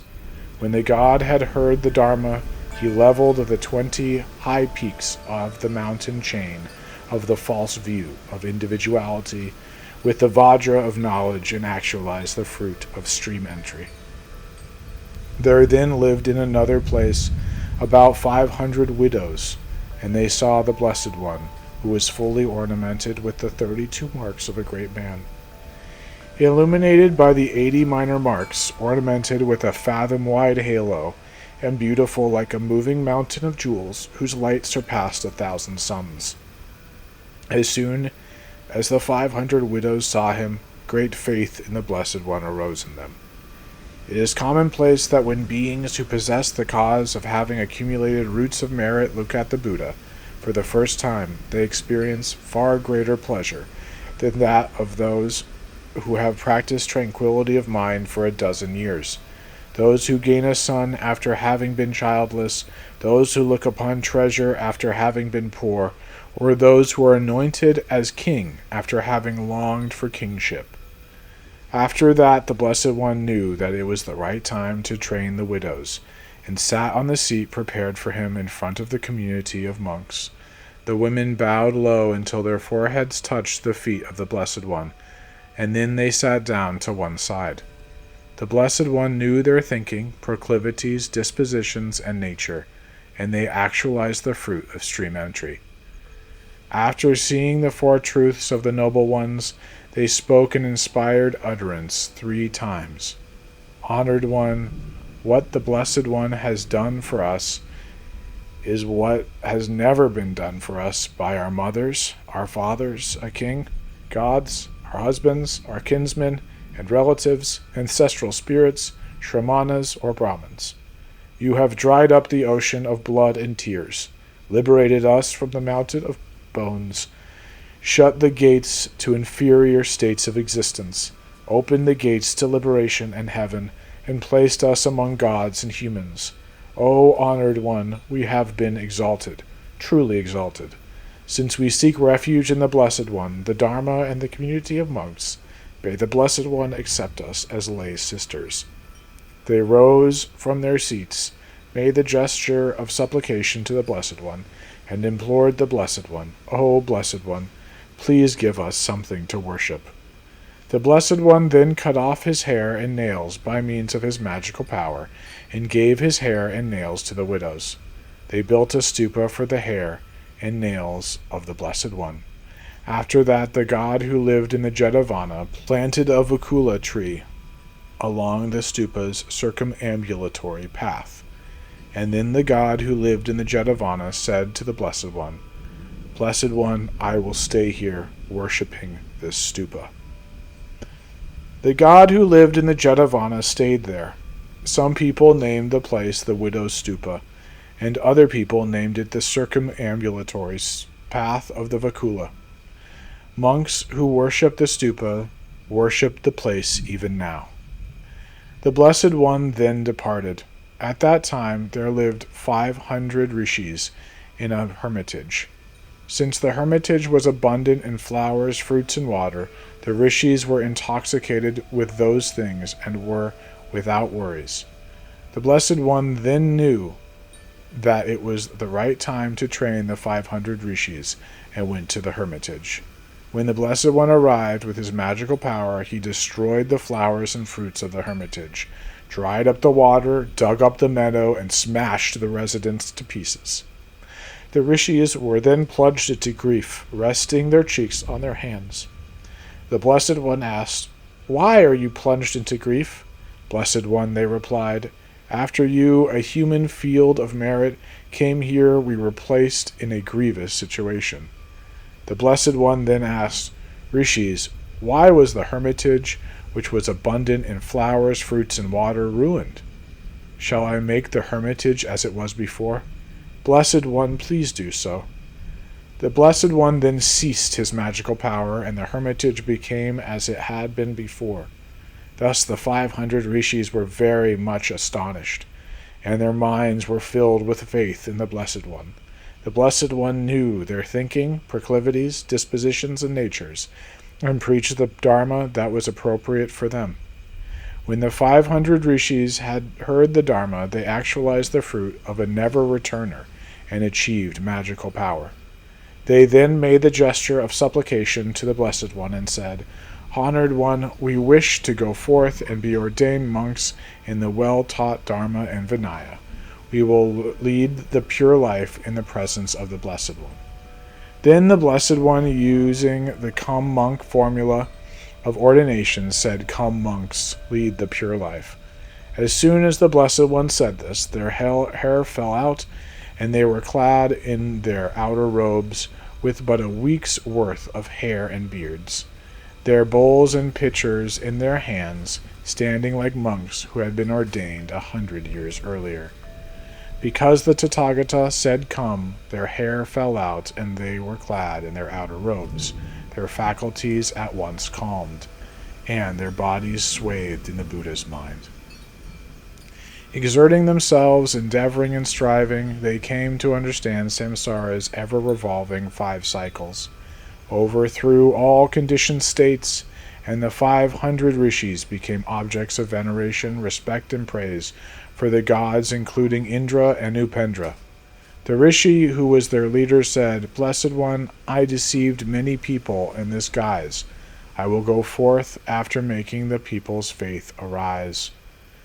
Then the Blessed One, surrounded in the shape of a half-moon by the 500 rishis and monks who had been monks from the beginning, soared with them into the air, from there using his magical power, and arrived in due course at Mount Musalaka. At that time there lived a rishi on Mount Musalaka named Vakalan. He saw the Blessed One, who was fully ornamented with the 32 marks of a great man. As soon as Vakalan saw the Blessed One, his mind was filled with faith in the Blessed One. When Vakalan's faith had arisen, he thought, "Now I will descend from the mountain and go to meet the Blessed One. The Blessed One may pass through here out of consideration for people to be trained. Therefore I will now throw myself off the mountain." Thinking thus, Vakalan threw himself from the top of the mountain. Since the Buddhas, the Blessed Ones, have a watchful nature, the Blessed One caught him with his magical power. The Blessed One knew his thinking, proclivity, disposition, and nature, and preached the Dharma that was appropriate for him. When Vakalan had heard the Dharma, he actualized the fruit of a never-returner and achieved magical power. Then Vakalan said to the Blessed One, "Honored One, I wish to go forth and be ordained a monk in the well-taught Dharma in Vinaya." Then the Blessed One said, "Come, monk," and his body swathed in the Buddha's mind. Then the Blessed One said to the monks, "Monks, it is he, the monk Vakalan, who is the best of the monks who were emancipated by faith." After that, the Blessed One, surrounded by 1,000 monks, performed miracles, went to the city of Surparaka. The Blessed One thought, "If I enter from one gate, those who are at the other gates will be disappointed. Thus I will enter by using my magical power." So the Blessed One entered the city of Surparaka from the sky, using his magical power. Then the king, the ruler of Surparaka, and the venerable Purna, Darukarnan, Stavakarnan, and Trapukarnan, as well as the 17 princes, went to the Blessed One along with the attendants of each one, and hundreds of thousands of other beings. After that, the Blessed One, accompanied by hundreds of thousands of beings, went to the palace garlanded with sandalwood, and sat on the seat prepared for him in front of the community of monks. Since the large crowd could not see the Blessed One, the crowd started to destroy the palace garlanded with sandalwood. The Blessed One thought, "If the palace garlanded with sandalwood is destroyed, such destruction will decrease the donor's merit. Now I will transform the palace into a palace made of crystal." The Blessed One transformed the palace into a palace made of crystal, so that the large crowd could see the Buddha's body without obstructions blocking the view. The Blessed One knew the audience's thinking, proclivities, dispositions, and natures, and so preached the Dharma that was appropriate for them. When the audience had heard the Dharma, hundreds of thousands of beings attained great excellence. Some generated the roots of merit of liberation, some generated the roots of merit of penetration, some actualized the fruit of stream entry, some the fruit of a never-returner, and some went forth, abandoned all the defilements, and actualized the state of an arhat. Some generated the intention for the awakening of disciples, some the intention for the awakening of a self-awakened one, and some the intention for complete and supreme awakening. Most of the audience became absorbed in the Buddha, devoted to the Dharma, and inclined to the Sangha. Darukarnan, Stavakarnan, and Trapukarnan then prepared a pure and fine meal, arranged seats, set up a jeweled pitcher, and let the Blessed One know the time by messenger. "Honored One, the time has arrived. May the Blessed One know that the meal is ready." At that time there lived in the great ocean 2 Naga kings named Krishna and Gautama. They both thought, "Since the Blessed One is preaching the Dharma in the city of Surparaka, let's go to listen to the Dharma." Then they both, along with 500 Naga attendants, departed for the city of Surparaka, creating 500 rivers flowing towards the city. Since the Buddhas, the Blessed Ones, have a watchful nature, the Blessed One thought, "If these 2 Naga kings, Krishna and Gautama, come to the city of Surparaka, they will ruin the country." The Blessed One then said to the Venerable Maudgalyana, "Maudgalyana, accept the alms requiring haste by the Tathagata." "Why, Maudgalyana?" "Because there are 5 kinds of alms requiring haste." "What are the 5? The alms food of temporary visitors, of those who are setting forth on a journey, of sick people, of those attending the sick, and of monks responsible for monastic property." In this situation, the Blessed One intended that the Venerable Maudgalyana would be the monk who was responsible for monastic property. The Blessed One soared up into the air from there, using his magical power. The 2 The Blessed One and the Venerable Mahayana went to the Naga kings Krishna and Gautama. When the Blessed One and the Venerable Mahayana had arrived, the Blessed One said, "Lords of Nagas, you should be attentive to the city of Surparaka, and you should not destroy the country."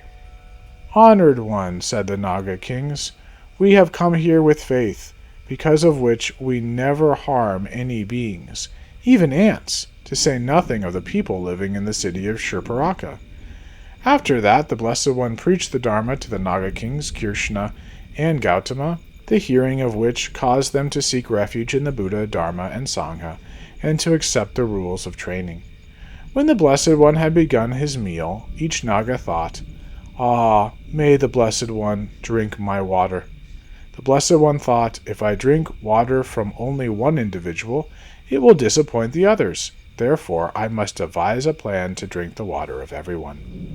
Then the Blessed One instructed the Venerable Mahayana, "Madhyayana, go and bring water from the very point where the 500 rivers meet." "Certainly, O Honored One," replied the Venerable Mahayana, and he filled a bowl with water at the very point where the 500 rivers met, and returned to the Blessed One, bringing the water with him. When he arrived, the Venerable Mahayana offered the bowl of water to the Blessed One, and the Blessed One accepted the water and drank it. The Venerable Mahayana thought, "The Blessed One once said, 'Monks, fathers, and mothers do what is quite difficult to do, because they nourish their children, raise them, bring them up, feed them, and teach them everything on the continent of Jambu. Even if a son should try to carry his parents, his mother on one shoulder and his father on the other, for 100 years, if he should give them the earth's jewels, pearls, lapis lazuli, glass, coral, silver, gold, agate, amber, ruby, and shells, or if he should put his parents in a position of power, the son cannot truly help or sufficiently repay his father and mother with such efforts. If a person motivates his parents to have complete faith, and leads them to enter into, and leads them to stand safely in their faith when they do not have faith, if he motivates them to have completely good conduct when they have disordered conduct, if he motivates them to be completely generous when they are ungenerous, if he motivates them to have complete intelligence, and leads them to enter into, and leads them to stand safely in their intelligence, when they have disordered intelligence, he comes to truly help and repay his father and mother with just such efforts. Since I have not yet repaid my mother, now I will consider where my mother has been reborn." When the Venerable Mahayana considered this, he found that she had been reborn in the Marasika world. Then he observed by whom she should be trained, and found that it was the Blessed One. He thought, "Since I have come here from a distance, I will by all means tell this to the Blessed One." The Venerable Mahayana said to the Blessed One, "Honored One, the Blessed One once said, 'Monks, fathers, and mothers do what is quite difficult to do.' My mother has been reborn in the Marasika world, and she is one who should be trained by the Blessed One. May the Blessed One have compassion and train her." "Madhyayana, by whose magical power shall we go there?" asked the Blessed One. "By mine, Blessed One." Then the Blessed One and the Venerable Mahayana departed, stepping on the summit of Mount Sumeru, and arrived in the Marasika world after 7 days. When she, Bhadrakanya, saw the Venerable Mahayana from a distance, she was delighted, and she went to him and said, "Ah, I see my son after so long! Ah, I see my son after so long!" Then a large crowd asked, "Sirs, how is this girl the mother of this mendicant who is so old?" "Sirs," replied the Venerable Mahayana, "this woman bore this body of mine, thus she is my mother." The Blessed One knew Bhadrakanya's thinking, proclivity, disposition, and nature, and preached the Dharma that was appropriate for her and that caused her to penetrate the four truths of the Noble Ones. When Bhadrakanya had heard the Dharma, she leveled the 20 high peaks of the mountain chain of the false view of individuality with the Vajra of knowledge and actualized the fruit of stream entry. After she had seen the truths, she spoke an inspired utterance 3 times. You place me among gods and humans. Again, she said, the terrible path to inferior states of existence, with their many dangers, was closed by you. The path to the heavens, with their excellent merits, was opened, and I found the path to nirvana. Supported by you, I acquire the pure eye, that is extremely pure and free from fault. After obtaining the pacified state that pleases the Noble Ones, I will cross over to the far shore beyond the ocean of suffering. O you who are venerated by the gods and humans of this world, who is free from birth, old age, illness, and death, Muni, who is hard to see, even should we be reborn 1,000 times, my encounter with you bore fruit right here and now. I am exalted, truly exalted, since I seek refuge in the Blessed One, the Dharma, and the community. May you accept me as a lay sister. From today onward, I embrace my faith as one who seeks refuge throughout my life. Blessed One and Mahamadhyayana, please assent to my offer of a meal today. The Blessed One assented to Bhadrakanya's request by remaining silent, and Bhadrakanya understood the Blessed One's assent. Then Bhadrakanya knew that the Blessed One and the Venerable Mahamadhyayana had sat down in comfort, and with her own hands she served and satisfied them with a pure and fine meal. When she had with her own hands served and satisfied them in a variety of ways with a pure and fine meal, knowing that the Blessed One had finished his meal and washed his hands and his bowl, she took a low seat and sat before the Blessed One in order to hear the Dharma. The Blessed One then preached the Dharma to Bhadrakanya. When the Venerable Mahamadhyayana had taken the Blessed One's bowl and washed it, the Blessed One said, Madhyayana, shall we go? Blessed One, let us go. By whose magical power? The Blessed One's, please. Then think about the Jetavana. Blessed One, have we already arrived there? We have arrived, Madhyayana. The Venerable Mahamadhyayana was astonished and asked, Blessed One, what is the name of this magical power? Madhyayana, it is called Manu Java, swift as thought. Honored One, I had not known that the Buddha's magical power was so profound. If I had known, I would never have turned my mind from the goal of complete and supreme awakening, even if my body had broken into pieces like grains of sesame. Now I am like firewood that has burned out, and I have no more opportunity. All the monks, feeling doubtful, inquired of the Buddha, the Blessed One, the one who severs all doubts. Honored One, what karma did the Venerable Purna create that matured to cause his birth in a family that was rich and had great wealth and many possessions? What karma did he create because of which he was born from a female slave's womb, went forth, abandoned all defilements, and actualized the state of an arhat? Monks, the Blessed One replied, the actions were performed and accumulated by the monk Purna himself, accruing a heap of karma. The conditions have ripened, and they approach him like a flood, inevitably. Who else but Purna would experience the actions that he himself performed and accumulated?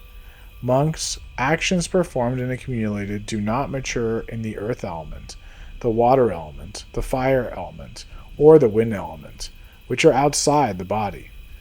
Virtuous and non-virtuous actions performed and accumulated like this mature in the aggregates, elements, and sense spheres. Even after hundreds of eons, actions are never lost. When the time and conditions are right, they bear fruit in embodied beings. Monks, once in this fortunate eon when people's lives were 20,000 years long, there appeared in the world a teacher named Kashyapa, who was a Tathagata, an Arhat, a perfectly awakened one, perfect in knowledge and conduct, a Sugata, world-knowing, a supreme tamer of people to be tamed, a teacher of gods and humans, a Buddha, and a blessed one. He stayed near the city of Varanasi.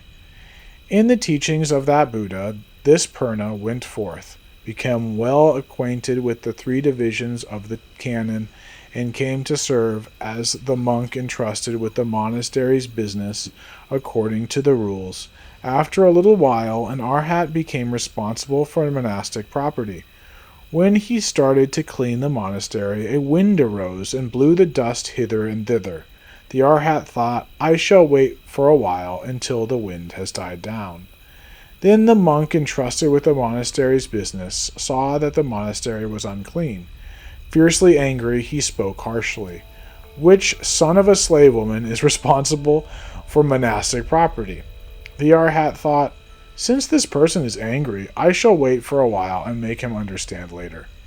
After the monk's anger subsided, the Arhat went to him and asked, Do you know who I am? I do, said the monk. You and I went forth in the teachings of the perfectly awakened one Kashyapa. That is true, said the Arhat, but I have finished what should be done by a mendicant.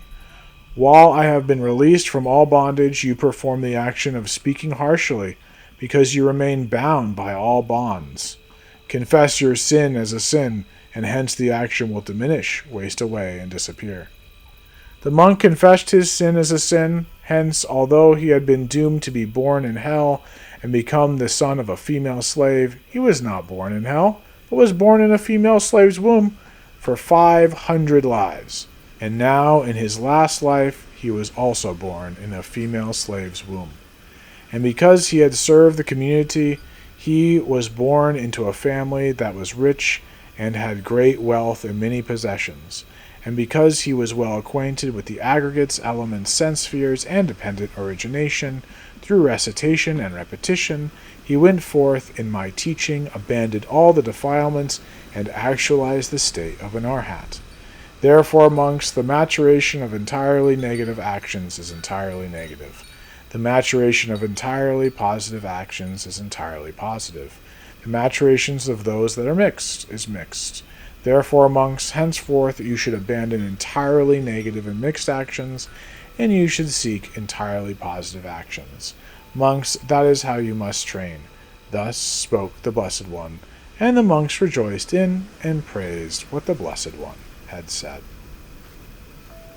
Agnidatta, the story of the two Naga kings and King Bimbisara. The following took place in Rajagriha. At that time, there lived in Rajagriha two Naga kings named Valguka and Giri. Because of their power, 500 hot springs were always flowing, the fountains, lakes, and ponds never dried up, and the gods brought rain at the appropriate times. Therefore, the harvest was exceedingly abundant.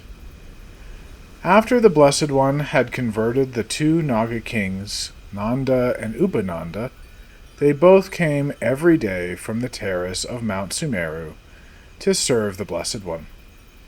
The Naga kings Valguka and Giri thought, while these Naga kings Nanda and Upananda come every day from the terrace of Mount Sumeru to serve the Blessed One, it is not good that we, living in this very place, do not serve the Blessed One. Therefore, let us serve the Blessed One too. They went to the Blessed One, and when they had arrived, they bowed low until their foreheads touched the feet of the Blessed One, and then they sat down to one side.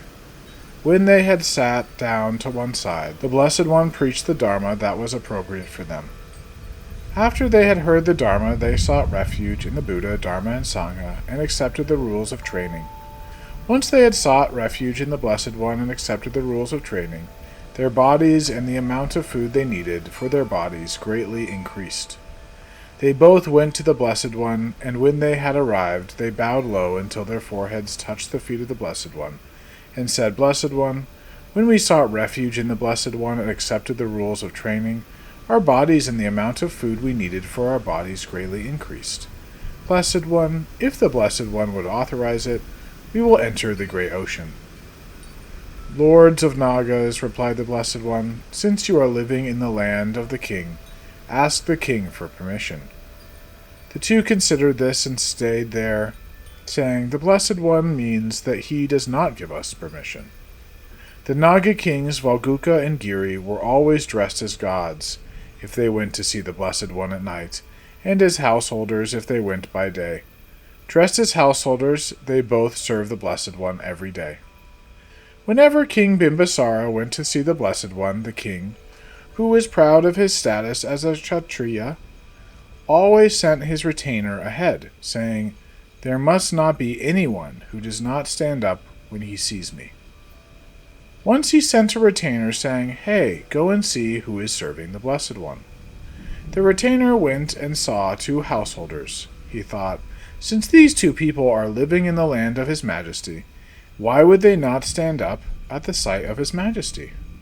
He said to the king, Your Majesty, there are two householders, and they are living in the very land of Your Majesty.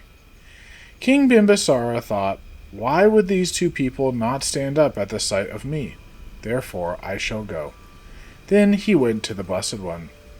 When the Naga kings Valguka and Giri saw King Bimbisara, they asked the Blessed One, Blessed One, if King Bimbisara comes, to which should we show respect, the king or the Dharma? Naga kings show respect to the Dharma, replied the Blessed One. Thus the Buddhas, the Blessed Ones, also respected the true Dharma. The Arhats also respected the Dharma. He then spoke these verses. Those who were past Buddhas, those who will be future Buddhas, and he who is the present Buddha, conquer many sorrows. Those who have passed, those who will come, and he who is present, all respect the true Dharma. This is the rule of the Buddhas. Therefore, anyone here who wishes for their own benefit, who wishes for a great state for themselves, should remember the teachings of the Buddha and show respect to the true Dharma. The two did not stand up, and the king found this unbearable. He requested, May the Blessed One preach the Dharma. The Blessed One spoke these verses.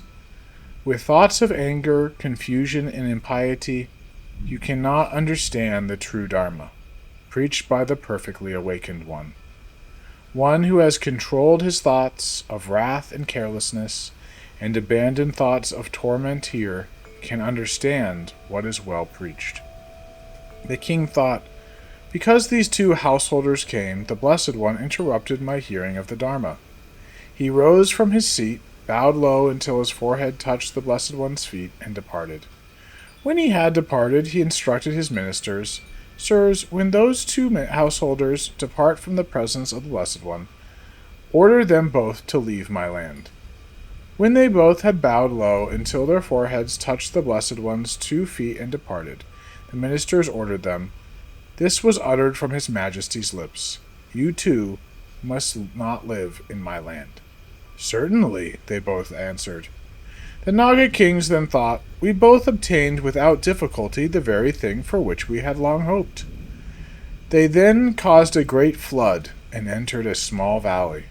Then, from the small valley, they entered a large valley. From the large valley, a small river. From the small river, a large river. And from the large river, the great ocean. When they entered the great ocean, their bodies and the amount of food they needed for their bodies again greatly increased. Later, the 500 hot springs and the fountains, lakes, and ponds in Rajagriha became smaller, depleted, and dried up. And the gods did not bring rain at the appropriate times. Therefore, there was a very poor harvest, a famine, and fear. And it was difficult for beggars in the wilderness to find food. The king thought, In this Rajagriha there once lived the Naga kings Giri and Valguka. Thanks to their power, 500 hot springs were always flowing. The fountains, lakes, and ponds never dried up. The gods brought rain at the appropriate times, and therefore the harvest was abundant. But now the 500 hot springs, fountains, lakes, and ponds have become smaller, depleted, and dried up. And the gods have not brought rain at the appropriate times. Therefore, There has been a very poor harvest, a famine and fear, and it is difficult for beggars in the wilderness to find food. Did the Naga kings Giri and Valguka die? Were they taken away by the king of birds, the Garuda? Were they captured by a snake charmer? Perhaps they have run away frightened. Still, since the Buddha, the Blessed One, is omniscient, one who sees everything, I shall now ask the Blessed One this question.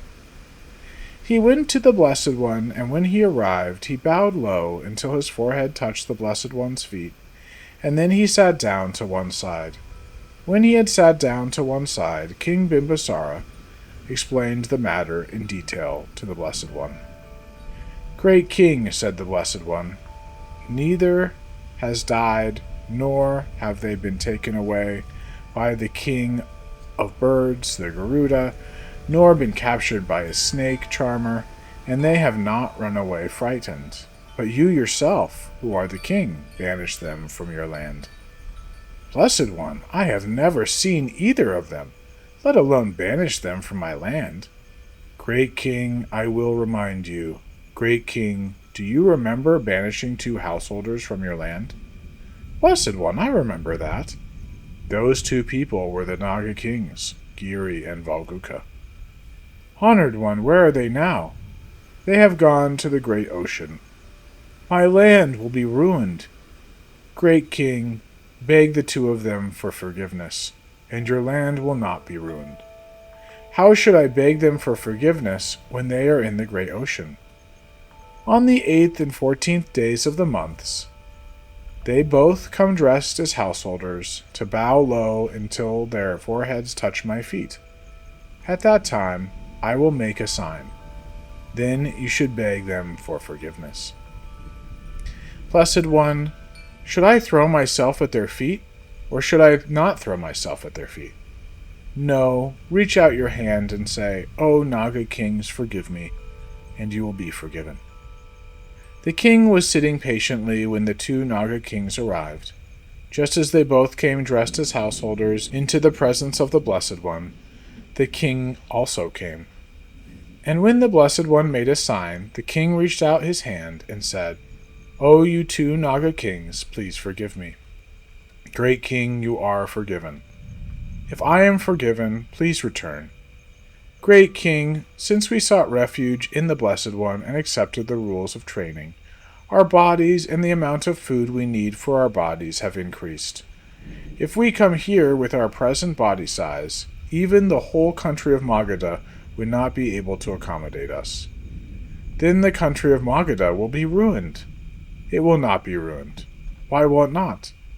Have 2 palaces built for us and offer worship every 6 months, and we will make our attendants stay there and gather together at the time of worship. The king did as he had been told. The 2 Naga kings made their attendants stay there, and the Naga kings received his worship themselves. The quarrel between the Brahmin Agnidatta and the citizens of Rajagriha. Later, when their attendants were living in idleness, wicked Nagas took the opportunity to cause hail. In Rajagriha, there was a Brahmin who was familiar with a charm against hail, and he stopped the hail each time. The people living in the country of Magadha gave him an allotment. There was another Brahmin named Agnidatta in the southern region who was also familiar with a charm against hail. He heard that there was a country in the northern region named Powerful, over which a king named Best Army ruled. That there was the residence of a Naga king named Sundara in that country, and that there was a medicine that had great potency and surpassed any other medicine. He decided to go there in order to get the medicine. He departed, and in due course he arrived at Rajagriha, where he stayed in the residence of the first Brahmin, who had the charm against hail. Then, when it hailed a lot, the Brahmin who had originally lived there was unable to stop the hail, and, at a loss, was going in and out of the house again and again. The Brahmin Agnidatta asked him, Sir, why are you going in and out of the house again and again? Because I cannot stop the great hail, my son, said the first Brahmin. I shall stop it. That would be good, my son. Agnidatta placed a spell on some water and sprinkled the water, whereupon the cloud broke into 100 pieces and dispersed. The Brahmins and householders in Rajagriha were very surprised and went to the Brahmin's house, bringing gifts. Sir, they said, the people in Rajagriha are rejoicing. Please accept our gifts. Why? Because you stopped the great hail. I did not stop the hail, he told them. This Brahmin did. They went to the Brahmin Agnidatta and said, O young Brahmin, please remain here, and we shall give you an allotment. In that case, I shall live here. So he lived there. He stopped the hail with a charm, and for a while it never hailed. The Brahmins and householders in Rajagriha said to each other, Sirs, since it does not hail thanks to our own merits, why should we give him an allotment? They stopped giving the allotment. The Brahmin Agnidatta then stopped using his charm and went to the country of Powerful, and later it started to hail again. The people went to the Brahmin who had originally lived there and asked him, Sir, where is the young Brahmin? He replied, Since you did not treat him with respect, he has left. Sir, if he comes back, please let us know. I shall do so. Agnidatta went in due course to the King Best Army. Upon his arrival, he wished King Best Army victory and long life, and said, Your Majesty, there is a Naga king named Sundara in your land, and there is a medicine named Immediate Effect in his residence. Your Majesty, please tell me where he is, and I will offer you a portion of the medicine. O Brahmin, said the king, since the Naga king Sundara is fierce, he will certainly defeat you. Your Majesty, for the time being, I have the power of a charm and the power of medicine. If the continent of Jambu were to be filled with Nagas like a Naga king Sundara as densely as a thicket of sugarcane, or a thicket of reeds, a single hair of mine would not be moved by the Nagas, much less so by the Naga king Sundara alone. By the way, is there any citizen of your Majesty who is to be executed? Yes, there is, Brahmin. Your Majesty, please summon him here and make him tell me where the residence of the Naga king is. The king then summoned the man and ordered him, Hey, tell this Brahmin where the residence of the Naga king Sundara is. Certainly, your Majesty, replied the man to the king, and he departed, guiding the Brahmin. Then, after having traveled for some distance, the man halted and said to the Brahmin, Brahmin, do you see that green forest rising up over there? Yes, I do. That is the residence of the Naga king Sundara. Agnidatta went there and bound the medicine called Immediate Effect in a bundle, brought it to the country of Powerful, and gave King Best Army his portion of the medicine. He arrived in due course at Rajagriha and stayed at the house of the original Brahmin. Then when the Brahmin had called together the Brahmins and householders in Rajagriha, they brought offerings and said, O young Brahmin, please remain here. We shall give you an allotment.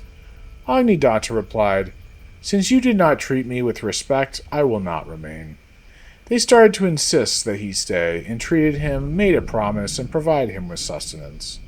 Since people in the world desire prosperity and abhor decline, Agnidatta took a wife from a family of equal rank, and he and she played, made love, and enjoyed themselves. Thus a boy was born, and Agnidatta named his son Mountain. When the couple again played, made love, and enjoyed themselves, a girl was born, and Agnidatta named his daughter Hail. The name of the Brahmin's wife was Free from the Cycle. The name of his son's wife was Lightning. Agnidatta thought, What is the use of my stopping the hail each and every time? I will use a charm to block it for a long time.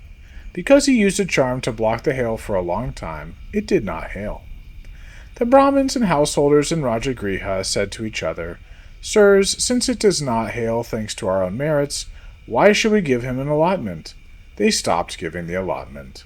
The Brahmin, out of jealousy, had not taught the words of the charm even to his son, and attached to his life of ease.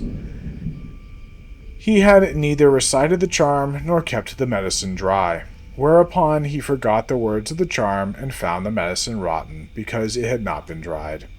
Agnidatta, who had once trusted the Brahmins and householders of Rajagriha, but again began to quarrel with them, visited the residences of non-Buddhist ascetics and the forests of ascetics here and there, and asked them, "Sirs, is there any means to attain all that I want and seek?"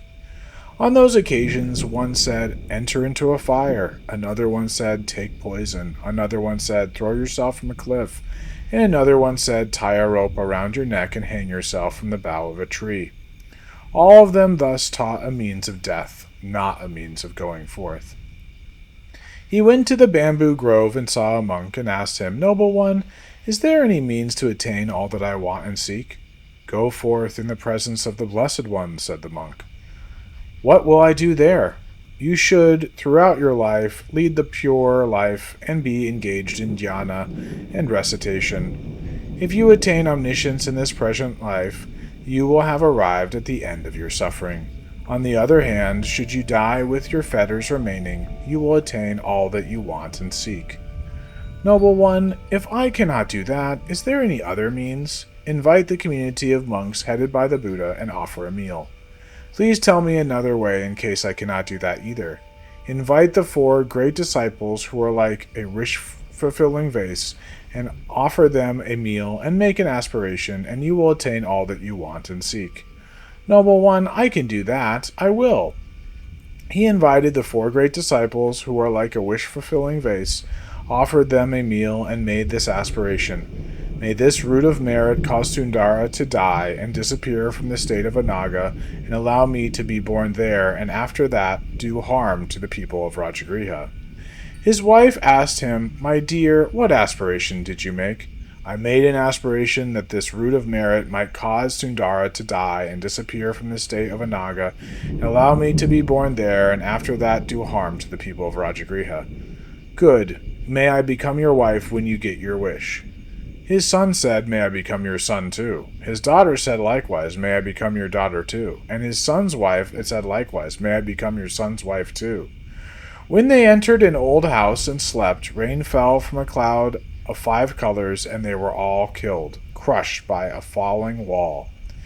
After the Naga Sundara had died, they were born there with 60,000 attendant Nagas.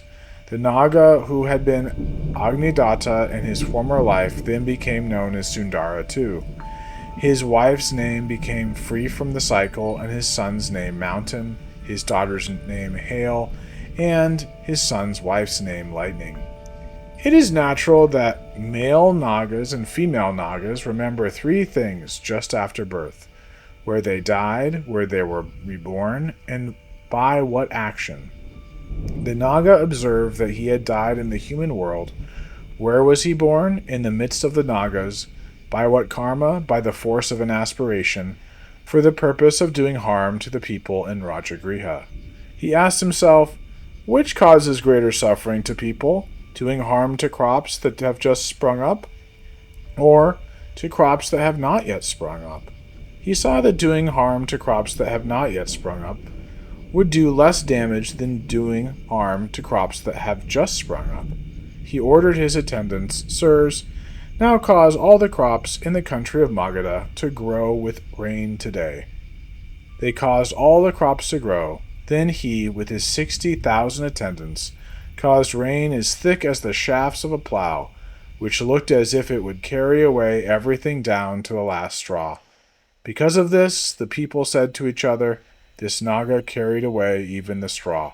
The Naga's name thus became Apalala, without a straw.